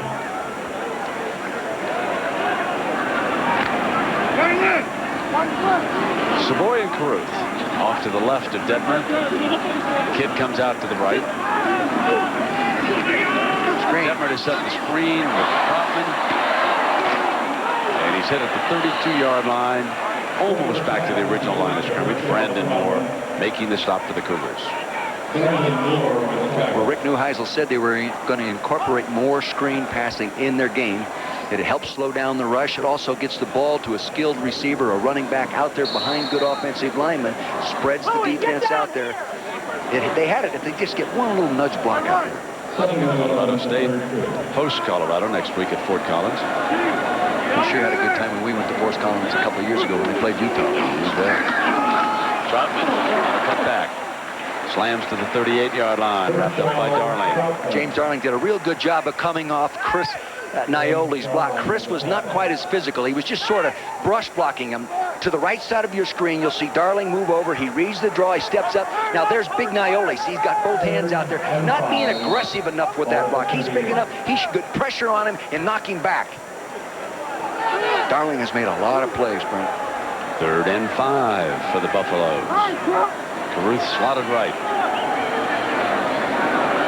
Need to get to the 44-yard line for a first down, and there's the penalty flag being thrown, and this will mean they'll have to go a harder way. Andrew Welsh, the big offensive left tackle move. Dead ball. False start on the offense. It's still third down.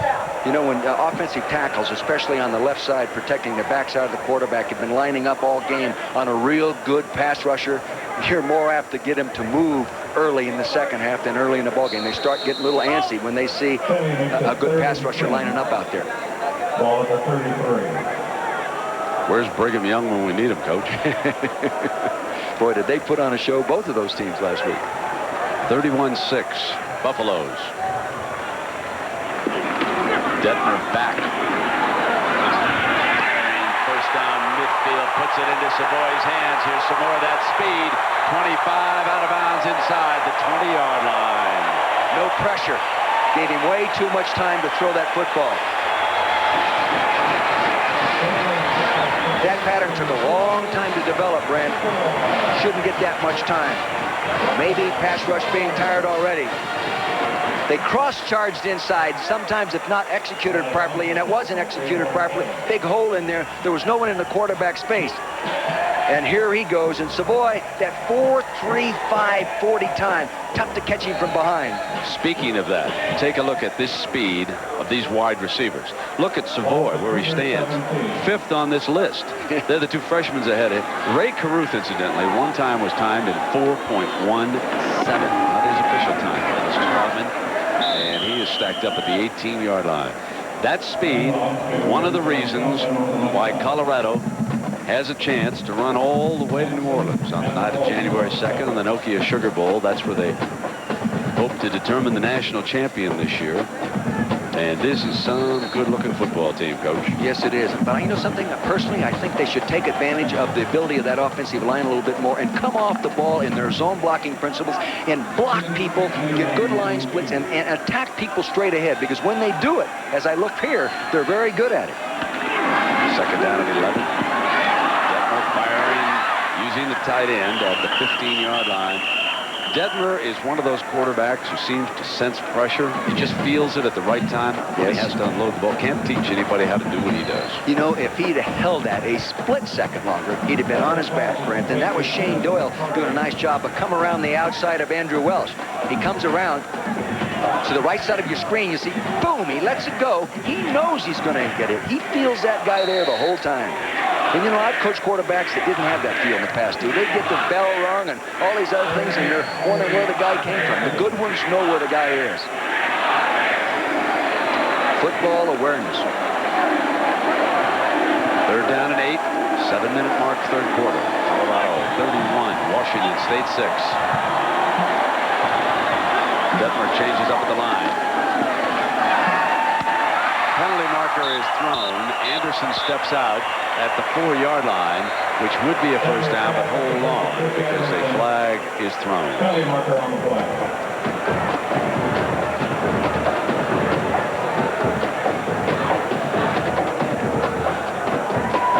What they really wanted to do, they wanted to throw a slot corner pattern, but the defensive corner sagged back on it and didn't allow them, so they took the short pass.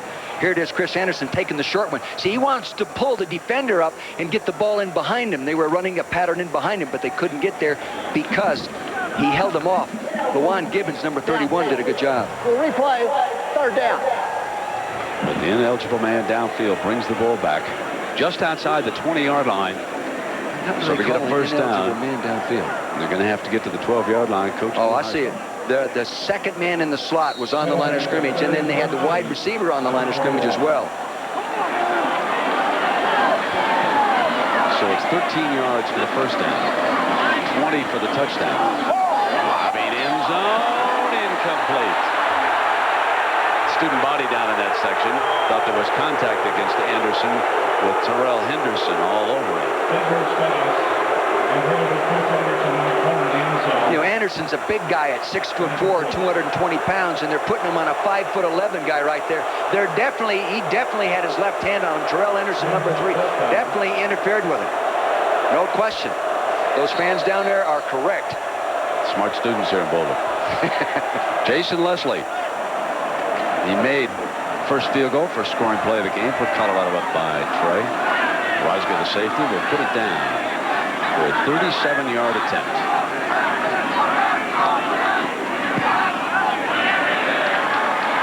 No good.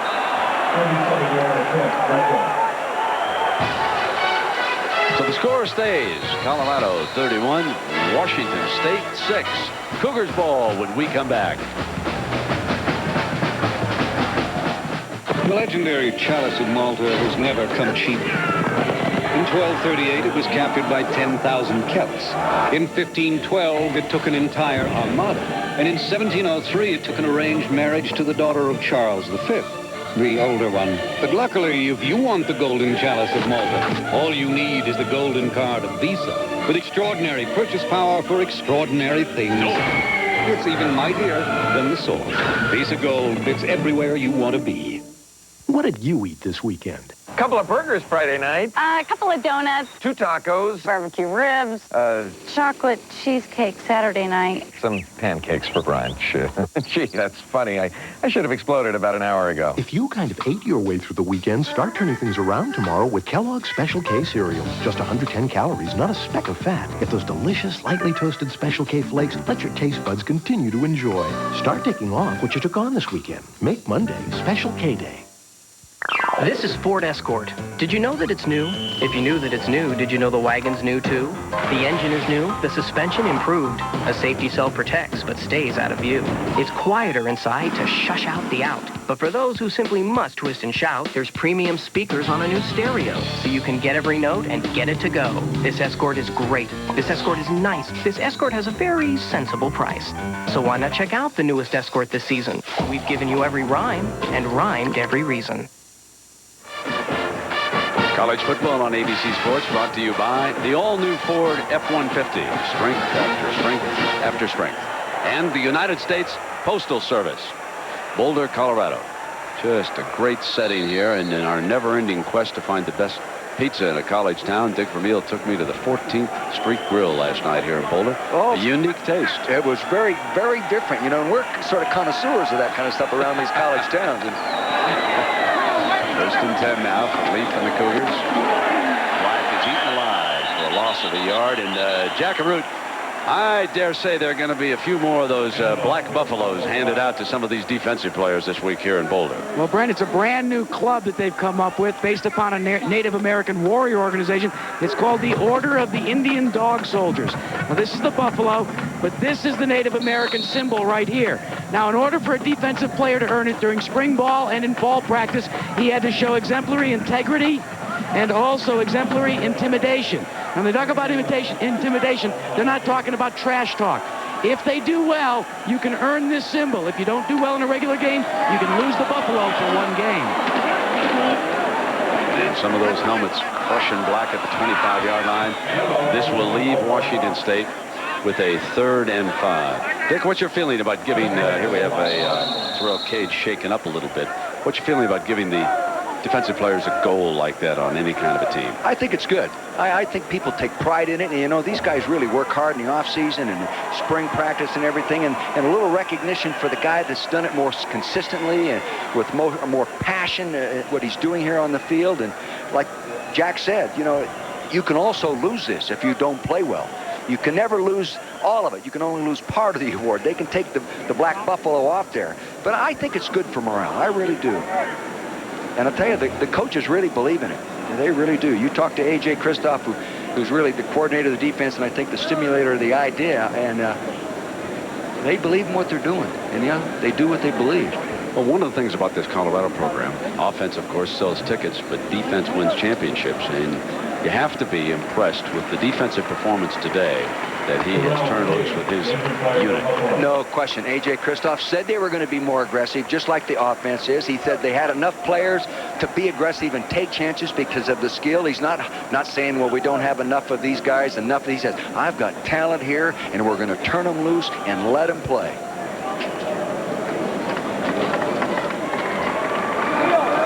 You know, they've been rotating guys in there. There's been guys in the ballgame, Brent, that I didn't have in my 3 deep, so they got a lot of depth.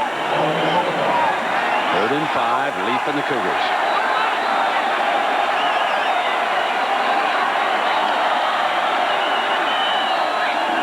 Five-man rush over the middle, and could be a first down.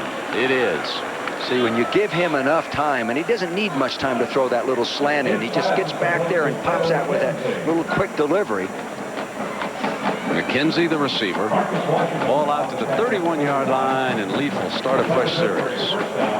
He will grow a lot in this ballgame. As a coach, we always said players grow more during a season between the first and second game of the year than maybe at any other time the rest of the year.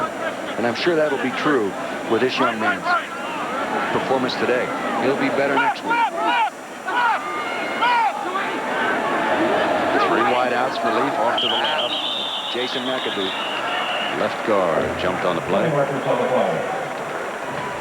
He's the young man that lost his wife in the traffic accident. Tough young man, an outstanding student. 3.2 GPA. Ball start on the offense. It's still first down. But it's 1st and 15.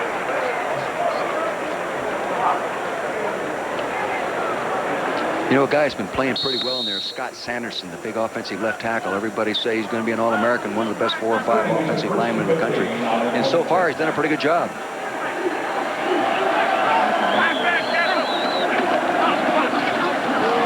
Here's Black trying to stretch it to the left. Battles his way to the 31-yard line, back to the original line of scrimmage. Well, there's been some excitement around college campuses today, and John Saunders has come up with the play of the day. Indeed, Brent, the Burger King college football play of the day, and we go to the Illinois-Michigan game. Scott Dreisbach, no one to pass to, takes off, finds a big opening, beats the secondary, and then good foot speed to the end zone.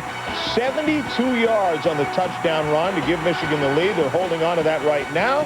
10-8, that's the Burger King play of the day.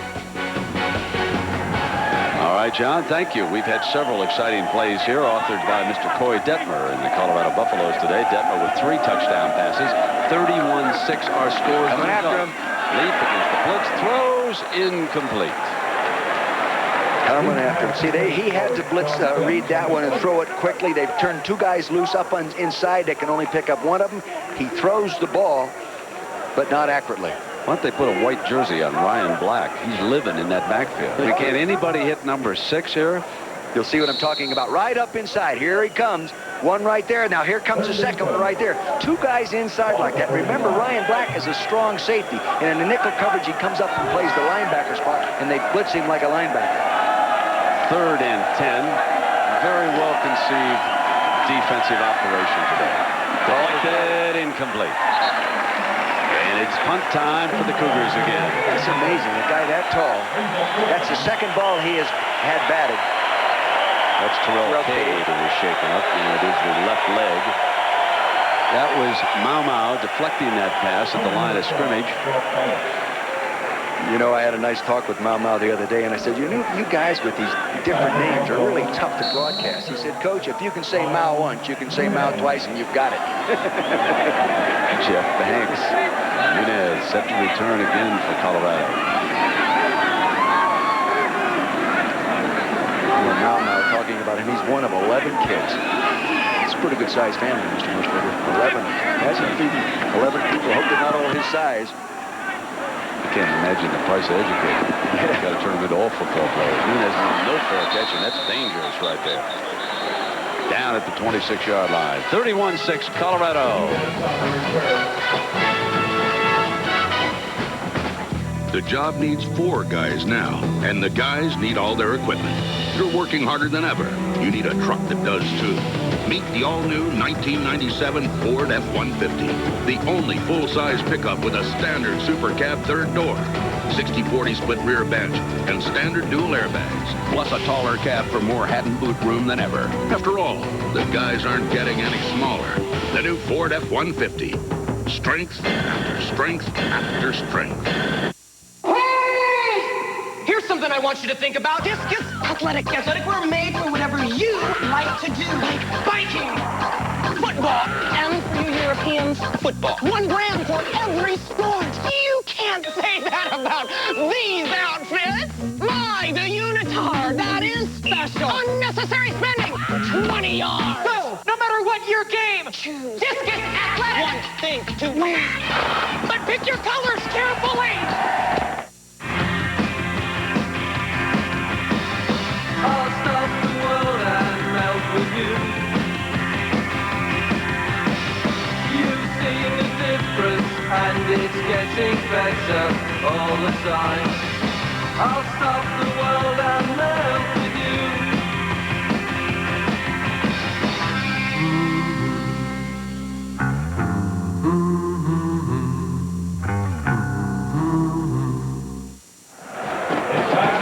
Colorado has dominated this game so far, Coach. Been a tough afternoon for Ryan Leaf and the Cougar offense. Well, the offensive line for the Cougars have not been able to handle not only the one-on-one situation, but the variety of blitzes, the outside ones, the combinations of the one inside, you know, and that's a mature rush package that they're trying to handle in the first game of the season with a relatively inexperienced offensive group. They'll get better at doing it.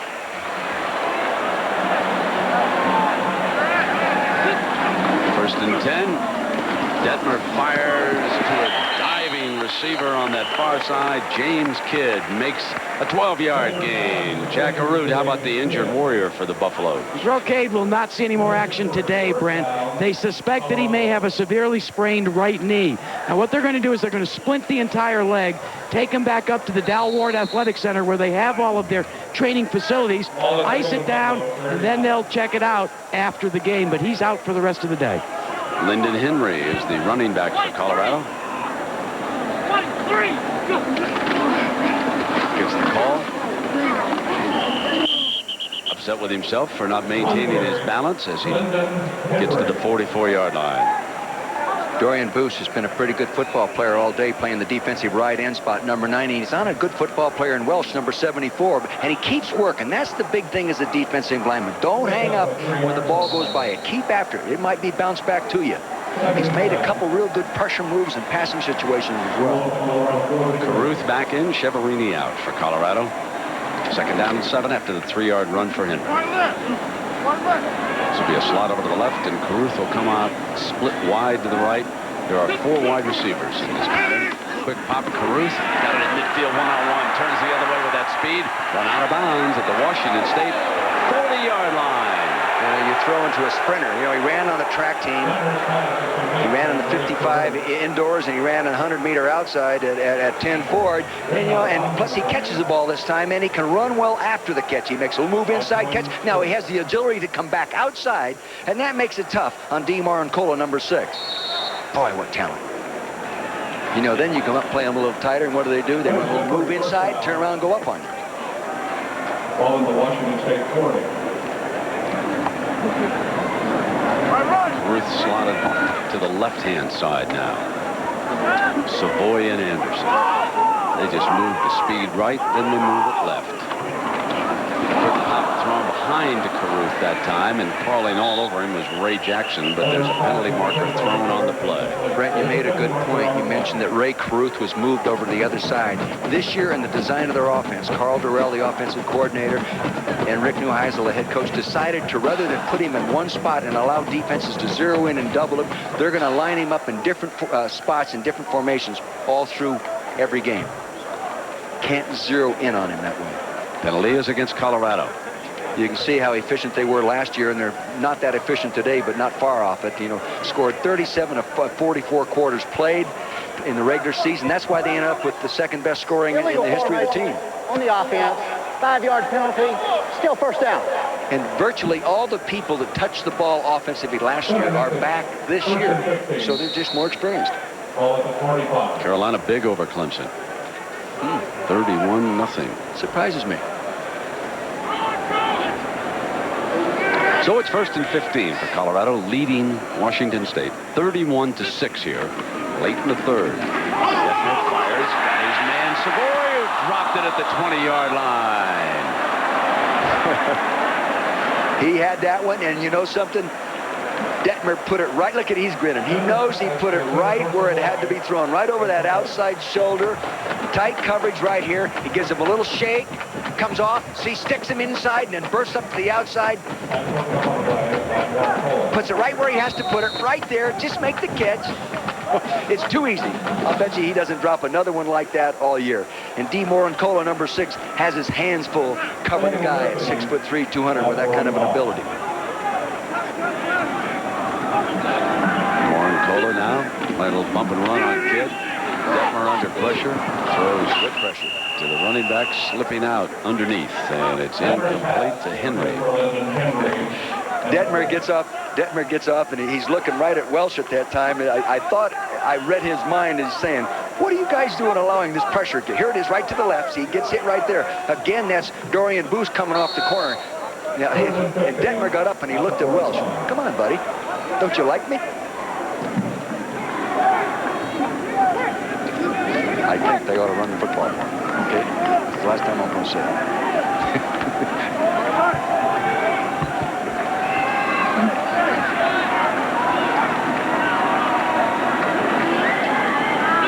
Third down and long. Well, Detmer will do just that. This is not what Colorado wants to see, but he breaks it off for a first down. Keeps going. Detmer inside the 15. That'll bring a huge ovation.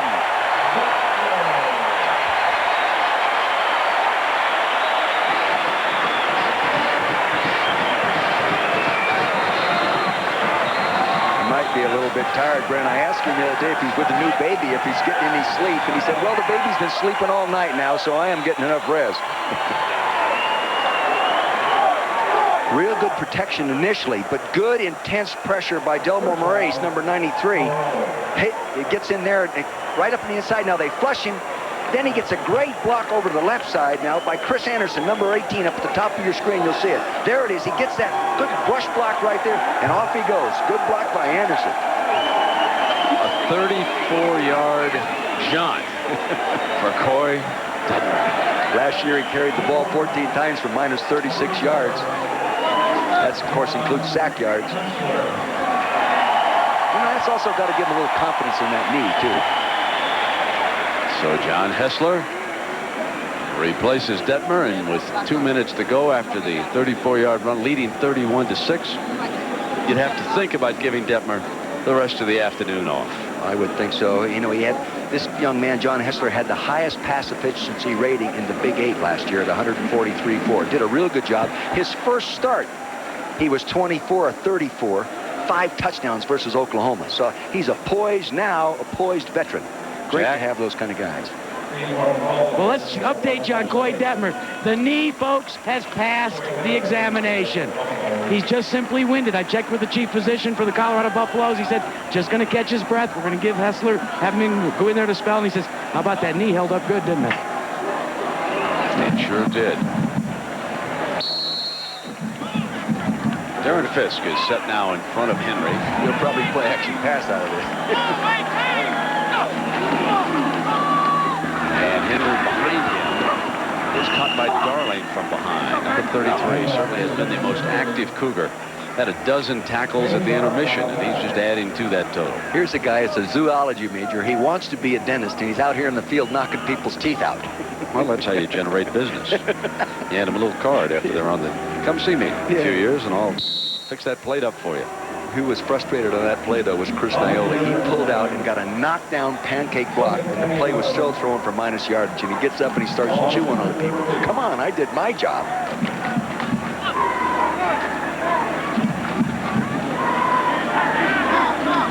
Going in from the 12-yard line. Hessler, Lepsis, turns back at the other tight end. Hefner also there. Henry barges straight ahead and is stopped at the 10-yard line. Super block by Aaron Wade. The offensive left guard playing in there for Kyle Smith really came off the ball that time and nailed him. You don't see many people dominate up on the line of scrimmage like Aaron Wade did that time. Here he is at the guard position coming off man-to-man there on Delmar Moraes, and he wham, and now watch him keep working his feet. Excellent, excellent technique.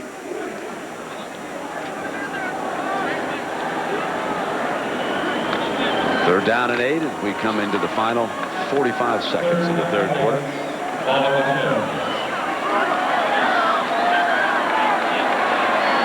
Hessler brings the clock down to 3 seconds and needs a timeout. So that'll give us an opportunity to remind you about the return of Monday Night Football here on ABC Monday night. It will start a little bit early. 8 o'clock, there's an hour special. Monday Night Mania, they'll take a look at some of the great games past, and then they will open up with the Dallas Cowboys visiting the Chicago Bears, the season premiere of Monday Night Football at 7 Mountain Time and 6 Pacific right here on ABC. You know that Mountain Time people have an advantage watching those Monday night games. That's why you're going back to Montana, huh? You're 7 o'clock, you're sitting there, feet up on the chair, you watch your game. Heck, at home, it starts at 9 o'clock. You know, we don't have a ban on cool ones up Montana, Coach. Oh, I know that. Gotta come Coy. I'm going to change the subject on you, Musburger. It's 20 for 33. Nice job today. Did throw an interception in that first half, and they don't throw many. These quarterbacks over the years don't throw many. They only threw 11 in the season last year.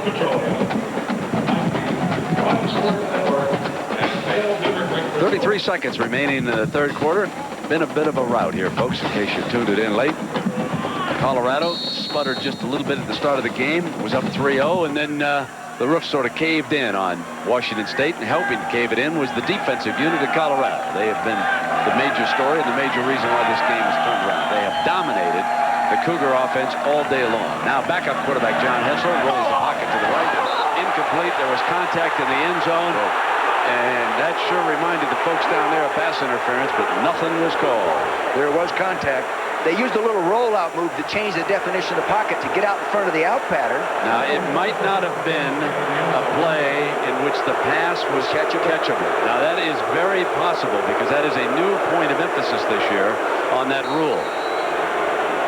And if they do not think that Kidd had a chance, a legitimate chance to catch that pass, they are not going to call pass interference. That's the only thing we can think of right there is Jason Leslie. 1-2, checks back in.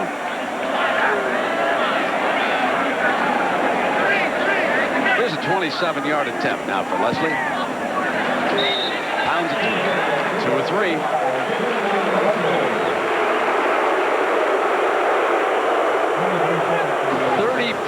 to 6, and one more look at this, Coach. Well, he comes out on the rollout to get out in front of that out pattern. He's right out in front of it. It's a shorter throw that way. That's a good call. Yeah. That's a good call. That ball was outside of the pylon. He wasn't going to get to that ball. Rick is talking to him. There's someone who doesn't necessarily agree with me on I can't believe you what I couldn't just call said. I asked him what he learned from last year to this year, Brent, and he said, the one thing I've got to do better, he says, there's no way you can train yourself to handle the criticism you receive as a head coach. He says, this year, I think I'll be a little bit better at handling it because I've been through it, and you are going to be criticized. Looks like he's going to be one of the special guys in college football. You called it the other day, Coach. Yeah. He got it rolling here, and of course, all of you are well aware of the story. He was passed over for offensive coordinator by Coach Donahue at UCLA, came up here, and then when Coach McCartney suddenly resigned, he was elevated to the position at the age of 34. Ran off 10-2, routed Oregon in the Cotton Bowl. Then Donahue steps out.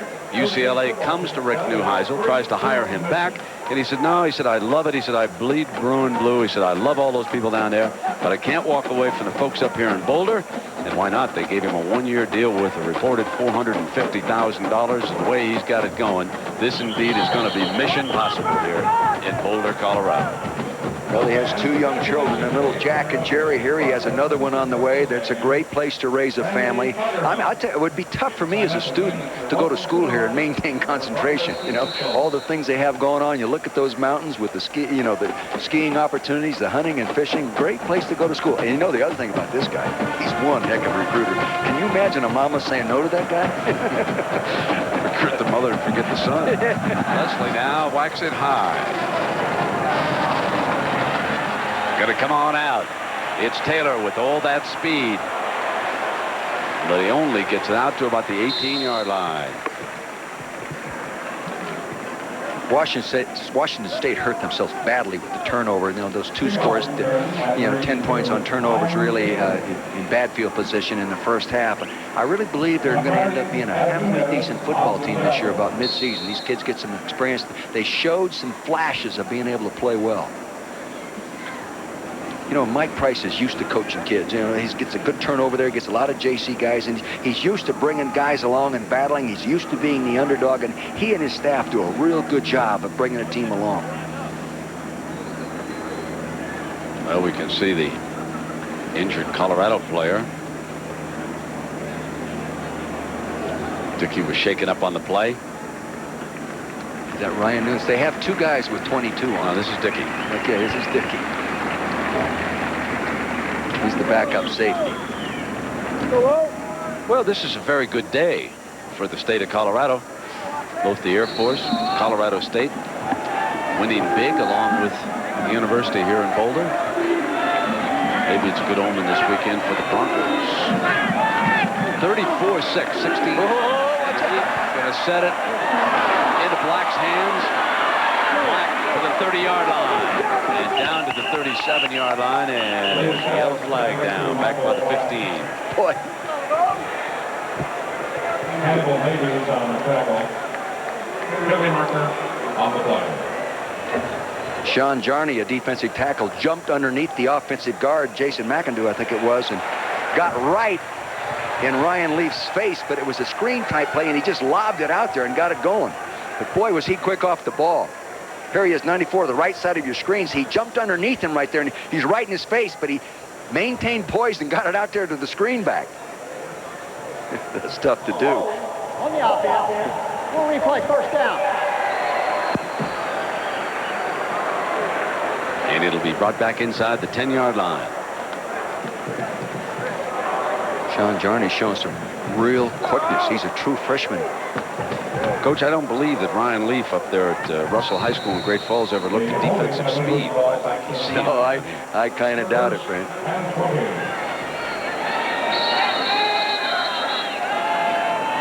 So we've come to the end of the 3rd quarter. Colorado with a big lead. Back with the final 15 minutes after this message and word from our ABC station.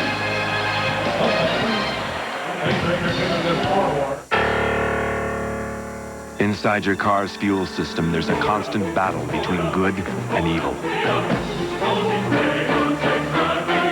So if you you have a dirty fuel system, none of these dark forces can match the power of STP Complete Fuel System Cleaner. STP's most technologically advanced fuel system cleaner ever. Dirt has met its match. STP Complete Fuel System Cleaner. Someone figured out together we have 115 years working on Fords. My great-grandfather built the Model T. My grandfather built the Model A. My dad crafted the sheet metal for the Lincoln. Today I'm an engineer on the Mercury Sable and the Ford Taurus. Growing up, I was taught whatever I put my hand to must be done with the highest quality.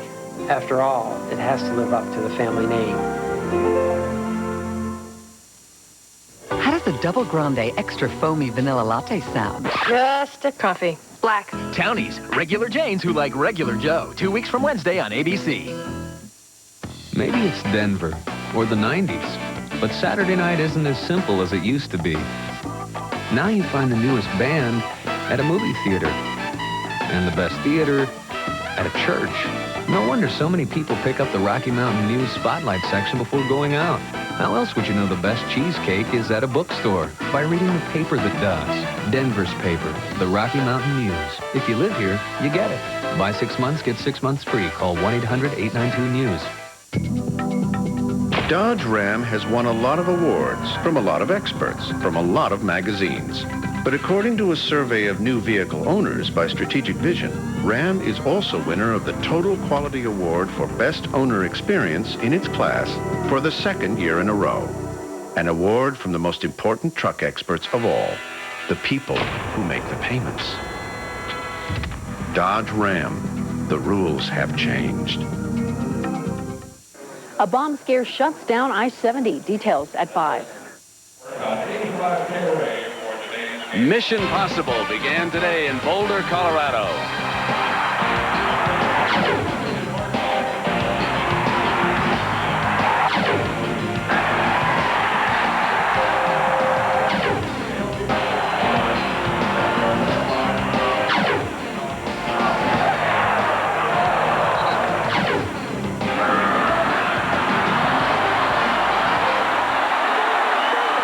The sights and sounds of a 34-6 lead as we start the final 15 minutes. Leaf fires incomplete. Carpenter, the intended receiver, on the far side. Dalton Simmons, who like Coy Detmer is coming off major knee surgery, with coverage on that side. You know, and he ran a 4.4 for the pros after spring practice this year, so he really is back. You know, and he's a good football player. He had 1 interception last year before being injured, but they're excited about having him back. 2nd and 20 for the Cougars. A holding penalty brought the ball back inside the Washington State 10-yard line. Short drop, fires high, in and out of Carpenter's hands. And John Saunders, what about that game back in Ann Arbor? The Illinois defense still holding up? Brent, both defenses were holding up nicely in a 10-8 game, but then 2nd and 7, Scott drives back 10 yards to Russell Shaw, just breaking the plane and finally getting another score on the board for the Wolverines, 17-8. Brent. All right, John, thank you. Next week, Illinois goes home to host University of Southern California, and in a couple of weeks, Michigan travels out here to Boulder. What a football game that figures to be. 3rd and 20 for Leaf and the Cougars. Steps away from it, fires incomplete. Tremendous coverage by their safety, Steve Rosga. And a penalty flag thrown at the 11-yard line. There's a real good matchup war going on over here. The left tackle against Scott Sanderson against Greg Jones, 59. He has real good speed. He takes them all the way past the quarterback, and he just keeps coming. He just keeps hustling, throws the ball, and he's going on downfield after the receivers. Good effort. Was he beyond the line? What's the situation here? The linesman threw the flag at the 11-yard line. Could have been. The punter is trotting onto the field. Illegal forward pass on the offense. Loss of down. 4th down. Exactly what it is. When you can pressure like that and then cover like that, when the quarterback had the ball in his hands for a long time, usually someone will break free from man-to-man coverage. Not so in that case. Nunez standing back near midfield to return this punt. And Jeff Banks, the punter, has really held up today. Take a look at Nunez right near midfield. Here's a real good test right here. Punting the ball out of your own end zone.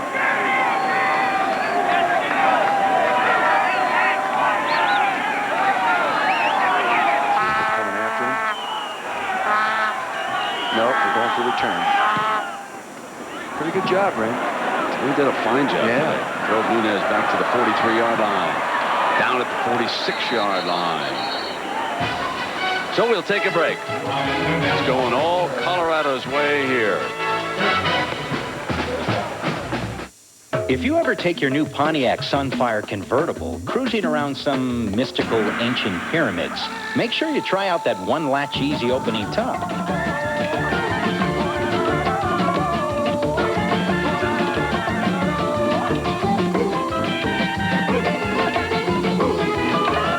Because it's a cool new way to worship the sun. Introducing the all-new Pontiac Sunfire convertible.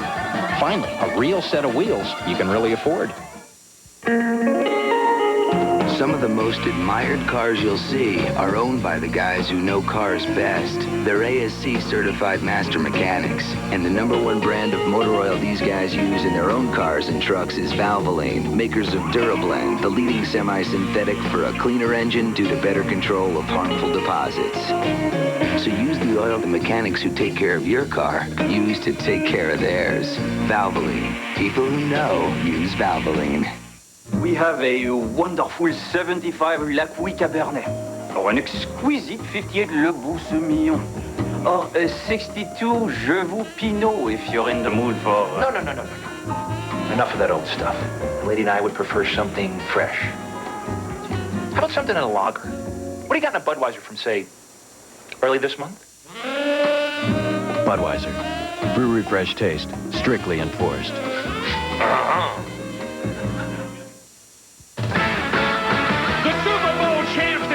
Chicago. The Cowboys and the Bears kick off our Monday night show.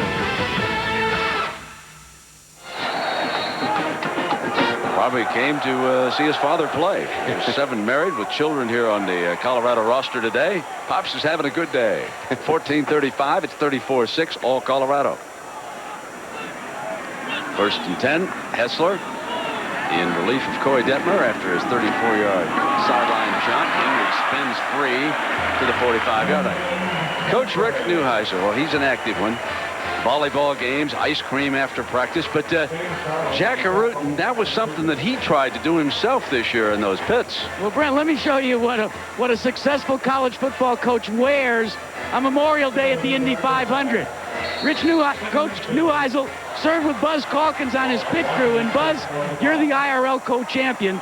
How'd he do? How'd the coach do in your pit crew? Well, he did great. Actually, about 5 minutes after he got into it, we had a little methanol fire, and he was there. We taught him to be the one to throw the water on us, and he did a good job of it. We'll talk to him in a minute, Brent. Here's the play. Methanol fire. Nothing to mess around with. 2nd down, Hessler back, fires, complete. 1st down at the 30-yard line. Let me hear the rest of that story, Jack. Oh, we talk about that methanol fire. You cued him and told him what he was supposed to do during the fire, too, right? Yeah, it happened about 5 minutes before. They coached him through it, and you can't see the flames on the methanol fires. And so when it caught on fire, everyone was telling him to throw the water on there. But it took him a little while before he didn't figure everyone was pulling his leg. Now, will he work on your crew when you go to Las Vegas in a couple of weeks, or is he going to be kind of busy? Unfortunately, he's got Michigan that weekend, and I'd like to try to figure out a way I could get back from Vegas back in here, but I don't think it's going to be possible. 2 weeks from tomorrow, right here on ABC, Brent. This guy's going to defend his championship. All right, Jack, thank you. 34-6, Colorado. Rick Neuheisel finding it much safer over there on that far side than they did in Buzz Pitt. He called an audible, and then he backed out of the defense they were in. Middle's open. Severini incomplete. He read a blitz coverage, and they backed out of it, and they still got down the hole with their slot man down in there.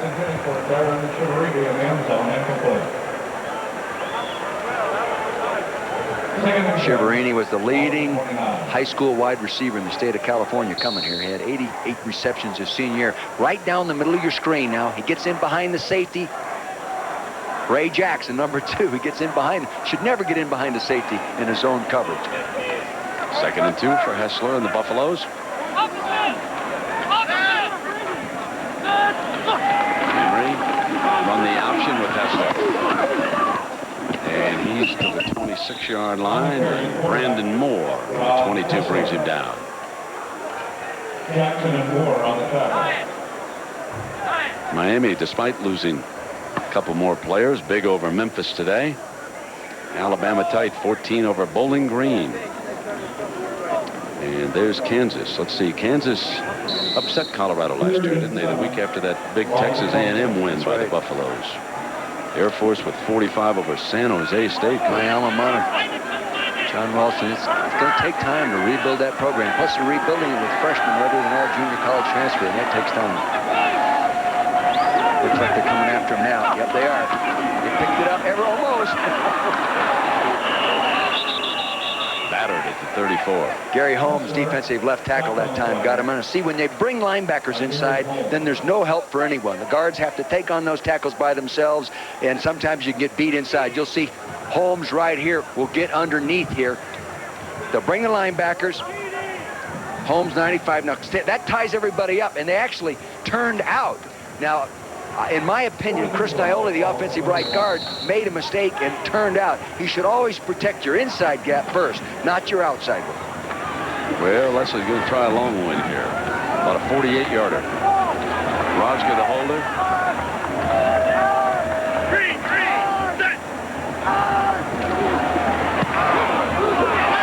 Slammed it far enough. Good for 3. That was a low line drive hit, but it was good for distance.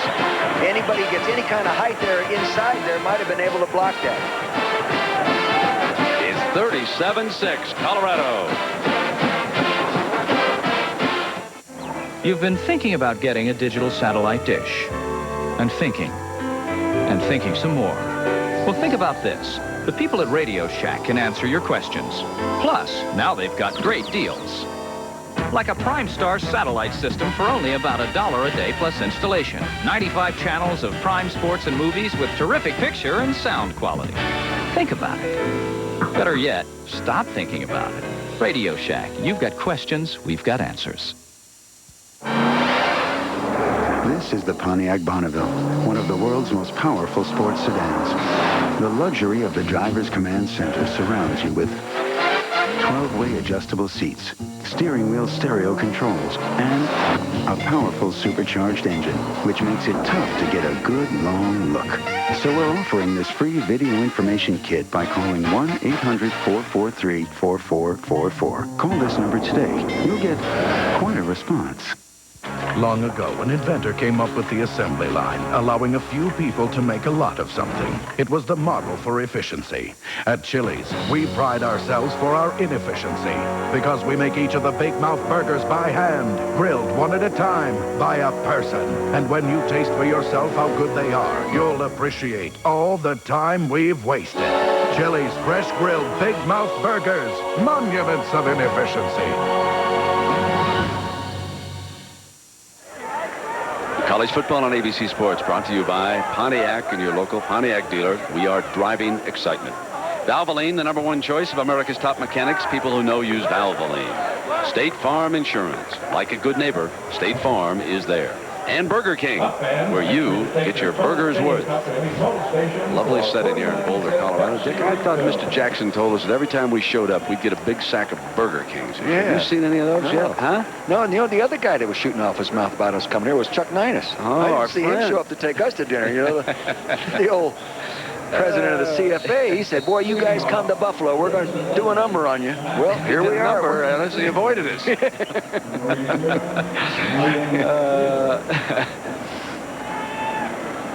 Let's go, K-Mac. You know, there is a legitimate celebrity watching this game today. Our decathlete gold medalist, Dan O'Brien. One of the really great athlete down there with Jack. And a little bit coming up, we're going to hear from Dan. So happy to see him come back and win the gold medal after the disappointment of not even making the team in Barcelona. We had him over in Sweden, the World Championships. So this will come out on the 35-yard line. Give us a chance to go quickly to Jackaroo. Brent, this is the closest I've ever been to a gold medalist. The decathlon champion from Atlanta, Now, you train right up at Cougar Stadium or in the Cougar area, don't you? That's right. I live in Moscow, Idaho, and I train at Washington State, and it's really been a lot of fun for me. So come out here and support the Cougars, and the rest of the Cougars that made the trip. It's a lot of fun. Now, the big question everybody wants to know is, are you going to remain active? Can we look for you to defend your title when we go to Sydney? I think so. It's the best job I've ever had, and I think for the next 4 years, I'm going to continue to train. It was the biggest stage I've ever been on. I want to go back in 4 years. Well, Brent, we've got it right here. Look for him again. What I want to know, under. Jack, what I want to know is if Nike pays him as much as they do Tiger Woods. Coming up now, Dan O'Brien is a wonderful young man, and he couldn't be happier for anybody. First down now for Brian Lee for the Cougars. Ball, Colorado picks it up. I believe 91 jumped on that ball. That would be Mike Phillips if that's who wrapped it up. 91 was down there. They never got a real clean exchange. I think McGill Merriweather, number 10, the running back, was pulling away from the quarterback as he inserted it. And I think along with it, there was a penalty flag down, but they're still changing units here. So the ball will move to the left of your screen, and he inserts it down. Now they just pulled away from each other before they really inserted that key in the lock. See, and they put it on the hip rather than the belly. Washington State, be a 15-yard penalty. 15 more yards tacked on. Personal foul against Washington State. New quarterback in there, and Jerry Weisinger. Now, this guy is the guy that actually beat Ray Caruth in a 40. He has run 4.27. Strong-arm guy from Uvalde, is that right? Uvalde, Texas. Says he'd rather hunt than eat. He plays the right position. After the penalty, coach, ball put down at the 20-yard line. So Colorado came in here favored by 3 scores, up by 4, solid 4, and threatening to add more. Then a big day for the Buffaloes. Here's their third quarterback, Jeremy Weisinger, and he's a bit of a runner, we understand, so we might see a little option look down here. And he fires complete now to the tight end. That's McCarty who makes the reception. Jackaroo. Brent, Jeremy Weisinger comes from the Texas area, so you know he's pulled for Dallas all his life. Take a look at a picture when he was 4 years old. He tried to emulate his hero, Danny White. It got so bad that for 1 solid month, he told his family, "Don't call me Jeremy, my name is Danny White." He would only answer to Danny White. He said, "Someday, I'm going to be a big-time quarterback." You know, the coaches here think he's going to be too. But here's a chance for him. 2nd down and 2 inside the Cougar 15-yard line. And to the 9-yard line with Marlon Barnes seeing his first action. They asked Barnes to redshirt this year, but he has rejected that offer by the coaches, and so he will be used in the rotation. This is going against the Buffaloes, this holding penalty. Last year he carried the ball 11 times. 6 scores. I don't think I'd want a red shirt either. Holding. On the offense, it's a 10-yard penalty. We'll replay 2nd down. Speaking of Tiger Woods, you can watch him wrap up his first stop as a professional on the PGA Tour here at ABC. Tiger's 4 under. Final round coverage tomorrow, 4 Eastern, 3 Central, and Pacific. The Greater Milwaukee Open presented by Miller Lite. 10.5 minutes left here in the 4th, 37-6. Weisinger on a short drop with time. Middle fires incomplete. That was Stiggers, the young man. You might recall, he made one of the few mistakes any Colorado players made today when he fielded a kickoff, which was headed out of bounds. He stepped out of bounds on the 4. Stiggers, like Nunez, is out of Texas. And great future here as they hope to replace Caruth and Savoy and Kidd down the road with Stiggers and those young men who come in here. Great job of recruiting by Neuheisel and his staff this year. Again, rated in one of the top 10 recruiting classes. They're very excited about that class. Very excited. Both offensively and defensively. Well, there's reason to be optimistic about this team, Coach. This is as good a looking defense as I've seen open up the season in a long time. Here's a new wrinkle for them. Watch out. He's a good runner. but that's a first down, I believe. Let's hold on just a second. Robbie Meyer came and wrapped him up for the Cougars. Good effort by Robbie Meyer because he rushed the passer first. They flushed him, get him out of there, and then he spins around and gets downfield. That's good effort by the guy. He'll be playing a defensive front four there, coming from the left side. Now they push him up. He gets up inside, and here he comes around the point. Shows he has good speed and intensity and desire to play the game. Good effort there, Mr. Meyer. It is a 1st and goal right at the 10-yard line. Darren Fisk is set in front of Barnes. In the I formation, a couple of tight ends. Anderson, the wide out. Obviously before the snap. You're going to run the option with him.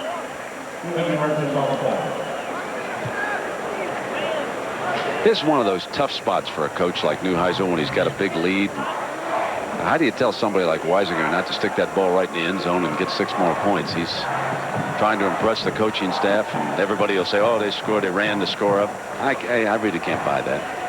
And coming up, if we've got time, the Thrifty Car Rental postgame report.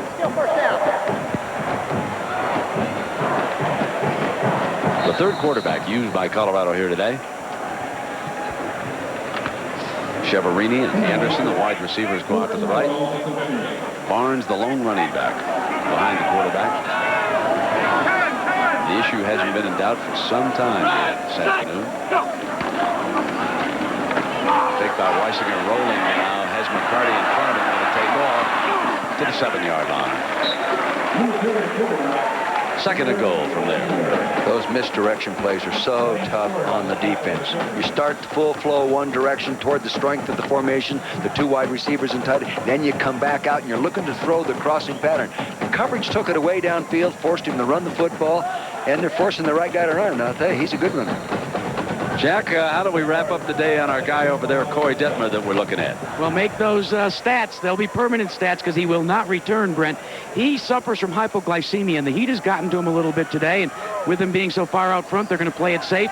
They're going to leave it up to the backup quarterbacks to mop up here today. Yeah, that's a good line that he turned in today, and he sure looks Weisinger. This will be 3rd and goal from there. I think young Weisinger's determined to get it into the end zone himself, Coach. Yeah, I know it. Well, he can both run and pass. He threw for over 1,600 yards and 20 touchdowns as a senior, and he ran for 1,400 yards and 21 touchdowns. Also, district champion and track team. He had over 22 foot as a long jumper. A skilled athlete. And a good student as well. They have a great story about him as a hunter. They said he was one of the youngest guys in the history of Texas to ever be arrested for poaching as a hunter, about 6 years old. What was he in the backyard with his bow and arrow or something? I guess. The coaches told me that. They're probably teasing me.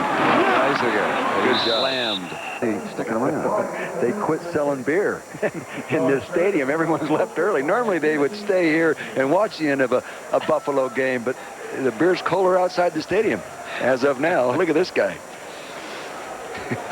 In fact, I think he's looking at us. He's scouting. That's a Colorado State student. That's what that is right there. Sonny Lubick, I'm looking at the spacing from the end zone. No, wait a minute. He's got the binoculars trained on one of the cheerleaders. Come on, young man. 4th down and goal, 6:53. Weisinger, one-on-one, lob, knocked away. There's interference, face guarding on the play. That's a fresh set of down. D. Moroncola, number 6. A sophomore from Richmond, California, De Anza High School. He's been a factor in the ballgame. We tried to pronounce his name right a couple times. I have. Pass interference on the defense. Be an automatic 1st down from the 2-yard line. Here it is, left-hand corner of your screen. See, he's pushing him all the way. No question. No question. And with the ball being thrown short like that, really made it tough on him because the receiver trying to get back to it. No question on that call. Well, the Cougars are just begging for Colorado to walk in with another touchdown. Yeah, I'm sure they are.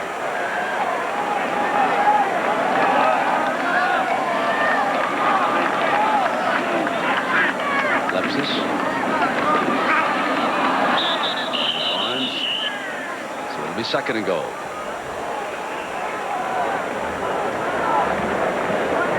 Darling again. I don't know how many tackles he's made. We'll have to check on it. But yeah, he's popped a few today.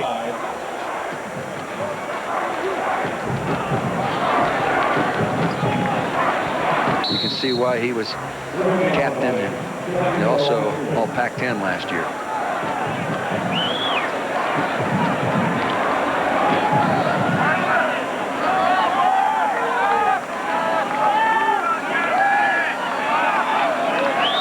Little ball right about the 2-yard line. 2nd and goal. Weisinger picks it up. Rolls right, tosses back in the end zone, and incomplete.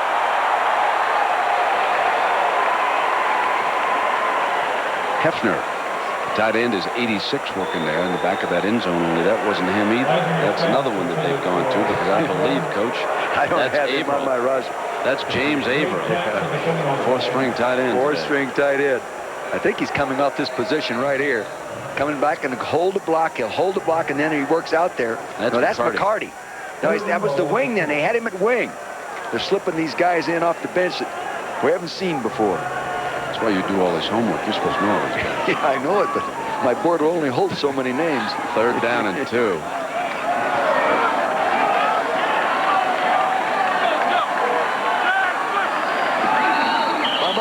Yeah. And Cougars Butler's penalty, yellow flags, loose ball. 3rd and goal, we think.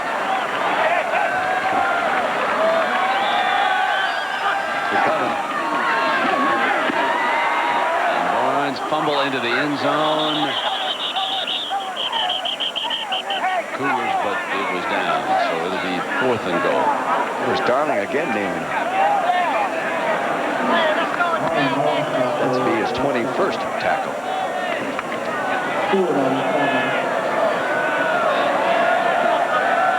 Number 33 scraping off right into the hole. 2 guys. Then he strips the ball out. 4th and inches.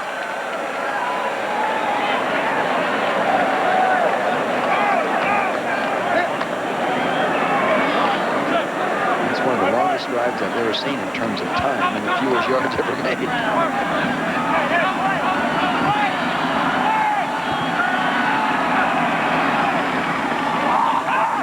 Weisinger won't make it. Fumble, loose, picked up by Washington State. A free ball on the near sideline. And the big fella gonna rumble home. That's Dorian Bush. Don't pass out, Dorian. Let me see your spike, big fella. Let me see you do it. I'm too exhausted. Oh, he is. He's been rushing the passer for 4 quarters. Didn't play football last year, as I said, a medical red shirt. Oxygen being administered. Several bottles of it. Hurry, hurry, hurry. Gives him a little lift. He's absolutely passed out down here. You know who knocked that ball loose? That was Mr. Darley. Number 33 came in and... You know, he may not be able to be a dentist for a long time. He'll be playing in the National Football League on Sunday afternoon. Trulich forgot what it's like to kick an extra point.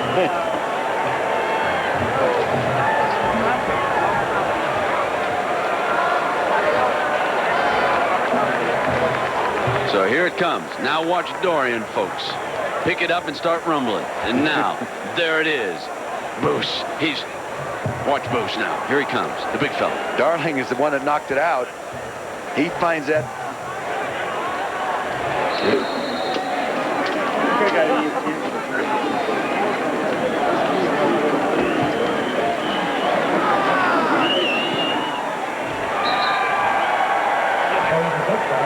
Just like that, it's 37-13. Onside kick. You know, he was a tight end in high school and then went to Walla Walla Junior College for a couple of years, not playing tight end, staying as a defensive lineman. That's probably the first time he's touched the ball. He's probably in the Washington State record book. That's probably the longest return for a touchdown with a fumble in the history of Pullman. I don't even know that to be the fact.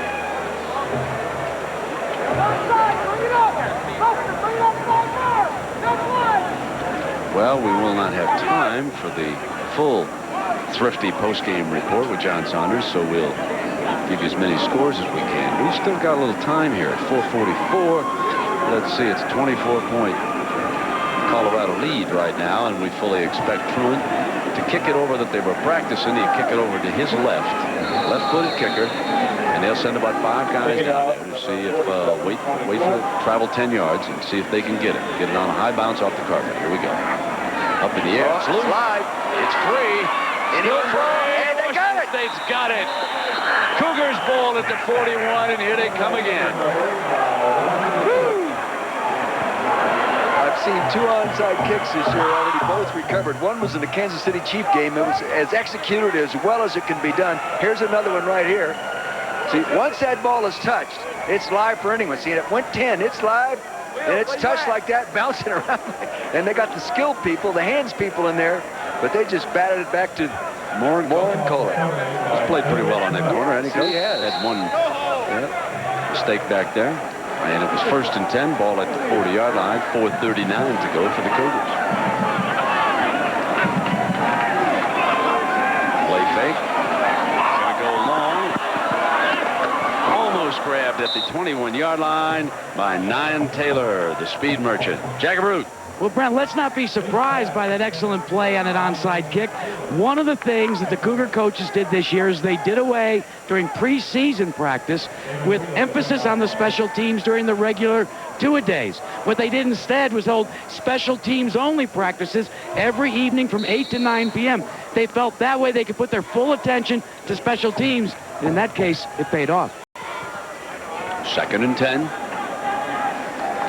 4.5 minutes to go.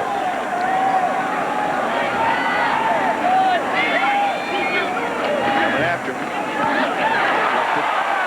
3rd and 10.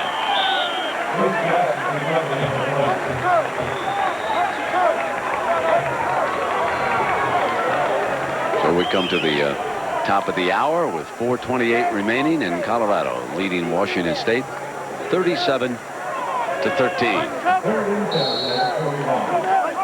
That's the 3rd ball he's had batted because he's thrown the ball quickly and released to a hot receiver. And he's so close to the line of scrimmage.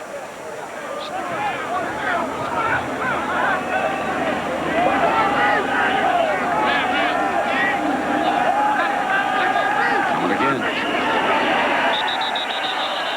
Yeah, he is strong. They got to hold up. He's still up. Well, he became a target when a quote appeared down here in Colorado. Ryan Leaf, I mean, when he was quoted as saying, "We'll beat Colorado." Now, when the Washington State folks arrived in town, they said that's not exactly what young Leaf had to say. He said, if everything goes our way, we'll beat Colorado. Strange that down here in Boulder they'd eliminate that. And then get on the blackboard with all that kind of stuff. Dead ball. Ball start on the offense. So there's a big bullseye on Mr. Leaf's chest. 3 weeks down the road, you won't even recognize this guy between this game and the game he'll play 3 or 4 weeks down the road. He's got all the tools. And he's in the right kind of offense for him. With the right people coaching him. 4:25. Here they come again. That's it. Step up inside. Carpenter's got it. First down at the Colorado 32-yard line. See, that time they pushed the rush all the way outside. There was nothing up inside, so he could step up inside there. Now, and Carpenter is the guy. If they're going to win football games, he's got to be the guy that gets the ball in his hands. He's on Dalton Simmons one-on-one. He beats him to the inside. It's perfectly thrown ball. But if they're going to win and be successful, Chad Carpenter has to get the ball in his hands. 31 yards to Carpenter. Carpenter now comes out to the right. 3 wide receivers go out to the left, including Sean Timms, number 8. Carpenter, one-on-one coverage to Leaf's right. Leaf in that direction, comes back, almost intercepted, and that would have been 6 more for the Buffaloes. Damon Wheeler was the corner who let it slip through his fingers. A true freshman out of Valley High School in Sacramento, playing in his first game with confidence. He drives in that ball. He just doesn't come up with it. And he can intercept balls. He did it in high school. Just batted that one away rather than picking it off. A little stop and go on young Mr. Wheeler now. Yeah. You know, he was a real fine running back. That's what he really was. Ran for 2,000+ yards in his senior year. 11-yard average per carry. He's one-on-one, bump and run on Thomas. He backs off a couple of yards, going to loosen up a little bit. He's going to use a safety valve incomplete. It'll be 3rd and 10. Merriweather out of the backfield. He has seen so many black jerseys today all around him. I mean, it'll take him a week to get over this one. He says, come on, guys. Just give me 2 seconds.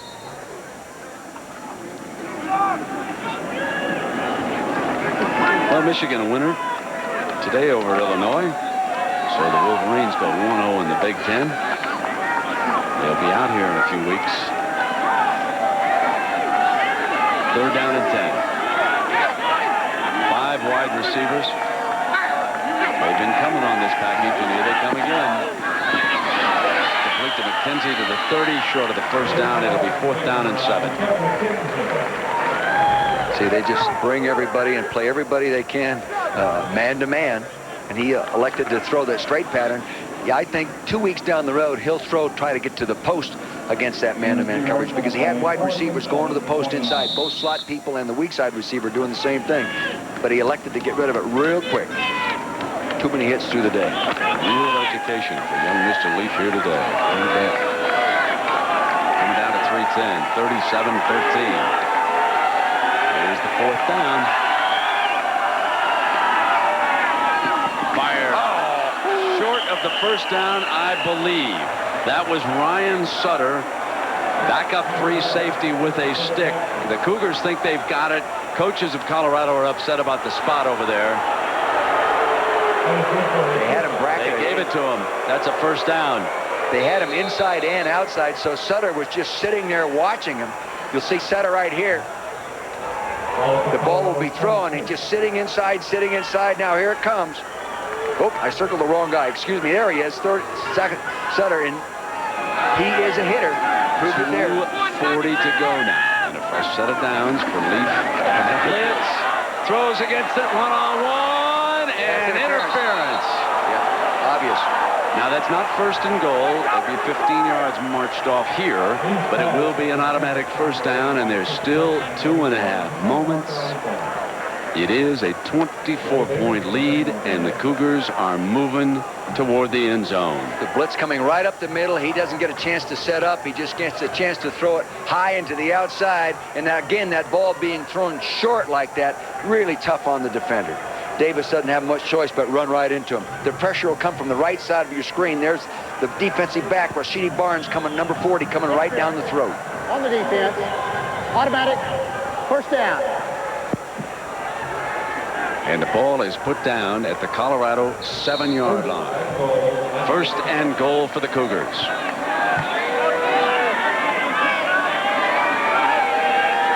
Merriweather, the running back. Leaf, pump fake. Good job. Wide open. Touchdown, Washington State. And it's Chad Carpenter with 6 points. And there are some folks loving that right now, and there's some others saying, I cannot believe it. He did an awfully nice job. Did you recognize that he went back, set up quickly, and did a pump fake? He pretended like he was going to throw the slant pattern to Carpenter. He went into the slant, and then he wheeled around on that true freshman, Damon Wheeler, and just faded away toward that back of the end zone for the touchdown. Well done. It's a wacky game, folks. Truant. Misses the extra point.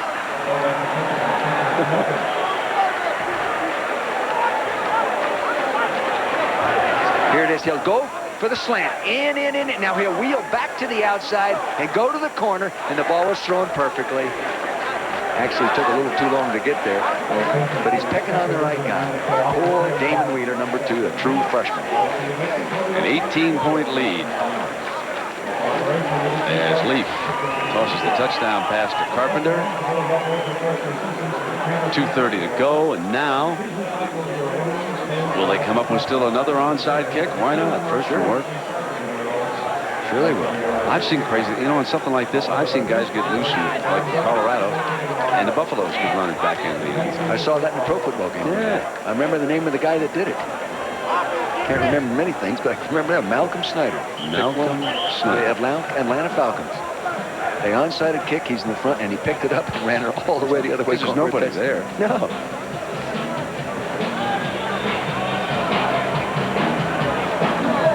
Well, let's award our Chevrolet players of the game. I certainly don't think it's going to be a surprise to anybody that we're going to go with this outstanding middle linebacker here, James Darling. He's had about 22 tackles today. Coy Detmer, 3 touchdown passes, back from major knee surgery. Ran 34 yards, and then his day came to an end. So Chevrolet's scholarship program continues. There's Mr. Darling. He is a darling today. And they donate $1,000 to each school's general scholarship fund to reward outstanding students for their academic achievements and to assist those in financial need. Chevrolet tradition for more than a quarter of a century, and Coy Detmer is Colorado's Chevrolet player of this game. Now 2:30, 37-19. Here it comes again. It's a good bounce. High bounce, tipped. This time Colorado will wrap it up, though, at the 40-yard line. And Mr. Sutter, who's been very active here, coming off the Buffalo bench. He's a former walk-on that earned a scholarship. He won last year the Brian Cabral, who's the linebacker coach here, Special Teams Award as the most valuable special teams player. And he demonstrates why right there. Academic All Big 8 in architecture. Good student.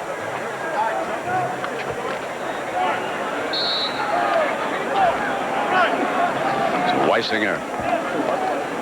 Quarterback, number 7. Another running back in there, man. And Hessler has stepped back into the fray. Let's go to Jackaroo. Well, Brent, Coach Neuheisel says you've got to believe in yourself. He preaches that, and he says that's not egotism. And he tells a story about when he was a fifth-year senior at UCLA after replacing Steve Bono as a starter. Now, his mentor was Homer Smith, and Smith asked Rick if he thought he could complete 80% of his passes in a 7-on-7 practice passing drill. Rick thought about it and then said, 80% if you call the plays, Coach, 90 if I call them. Well, he started out great, you know, that first year, and this is going to be a great football team. Like he said, though, yesterday, he said the one lessons I haven't learned so far is the downside of this profession, going through those tough years. Trap. Charrington to the 40-yard line. Here we go. Final minute and a half here, ticking away in Boulder, Colorado.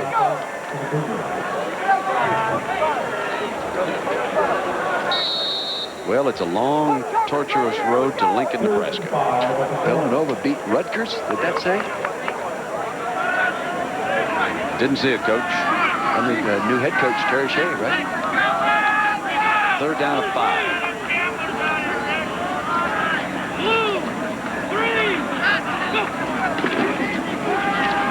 Hessler. Sacked at the 47-yard line. Jonathan Nance, Chaffee Junior College All-American. He made a good play right before the half. Flashed in and got a sack. That's a good transfer. Didn't transfer until this fall. He's gonna be a factor in this defense as it gets going.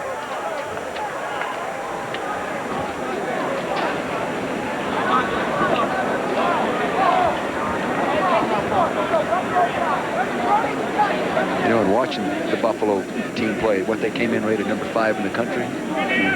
To me, the defense looked like another number 5 in the country. I don't think the offense looked that sharp. Agreed. Did you feel the same way? Yeah, I agree. It'll smooth out, and but the defense to me was more impressive than I thought I would see it.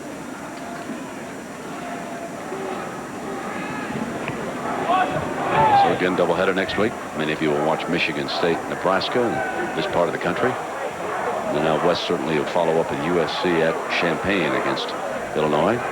And your second game on the Pacific will be Utah-Stanford. That's next week on ABC. Final 45 seconds ticking away here in Colorado's opening day win. Colorado State next for the Buffaloes up in Fort Collins.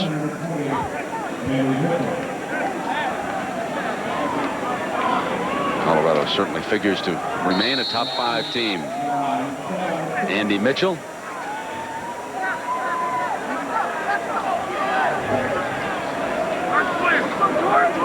They haven't punted many times today.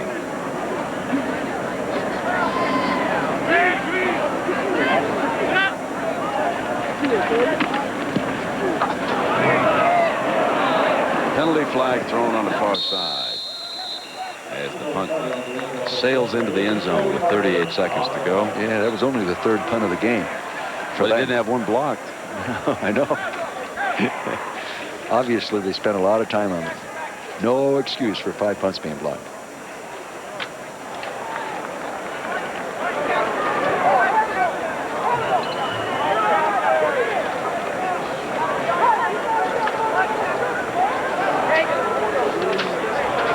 Mike Price, he's, that guy, when we go to do his games up there or do games on the road, he's always very cooperative and helping in every way he can. Illegal Good formation football coach. on the kicking team. The penalty declined. Washington State's ball, 1st and 10. Maybe that's why they haven't had any blocked. Come up with a new wrinkle. Yeah. Well, we did Washington State UCLA last year, and his team stepped up and upset UCLA and played awfully well. And then they went to Nebraska the next week and played them real tough. Actually, we're leading 7-0 in the first quarter. That was about it, though. Yeah, and then from then on, yeah, they had problems and started turning the ball over. Final minute, 30 seconds, and Leaf is going down at the 12-yard line. Should never get sacked at the end of a ball game with a ball in your hand. Throw it up there.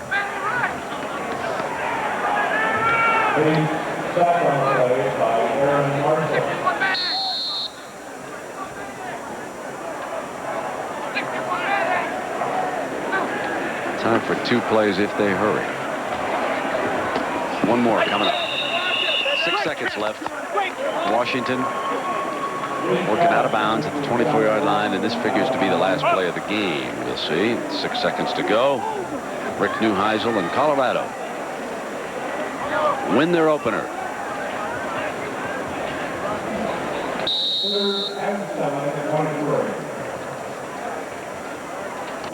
After their horrible opener on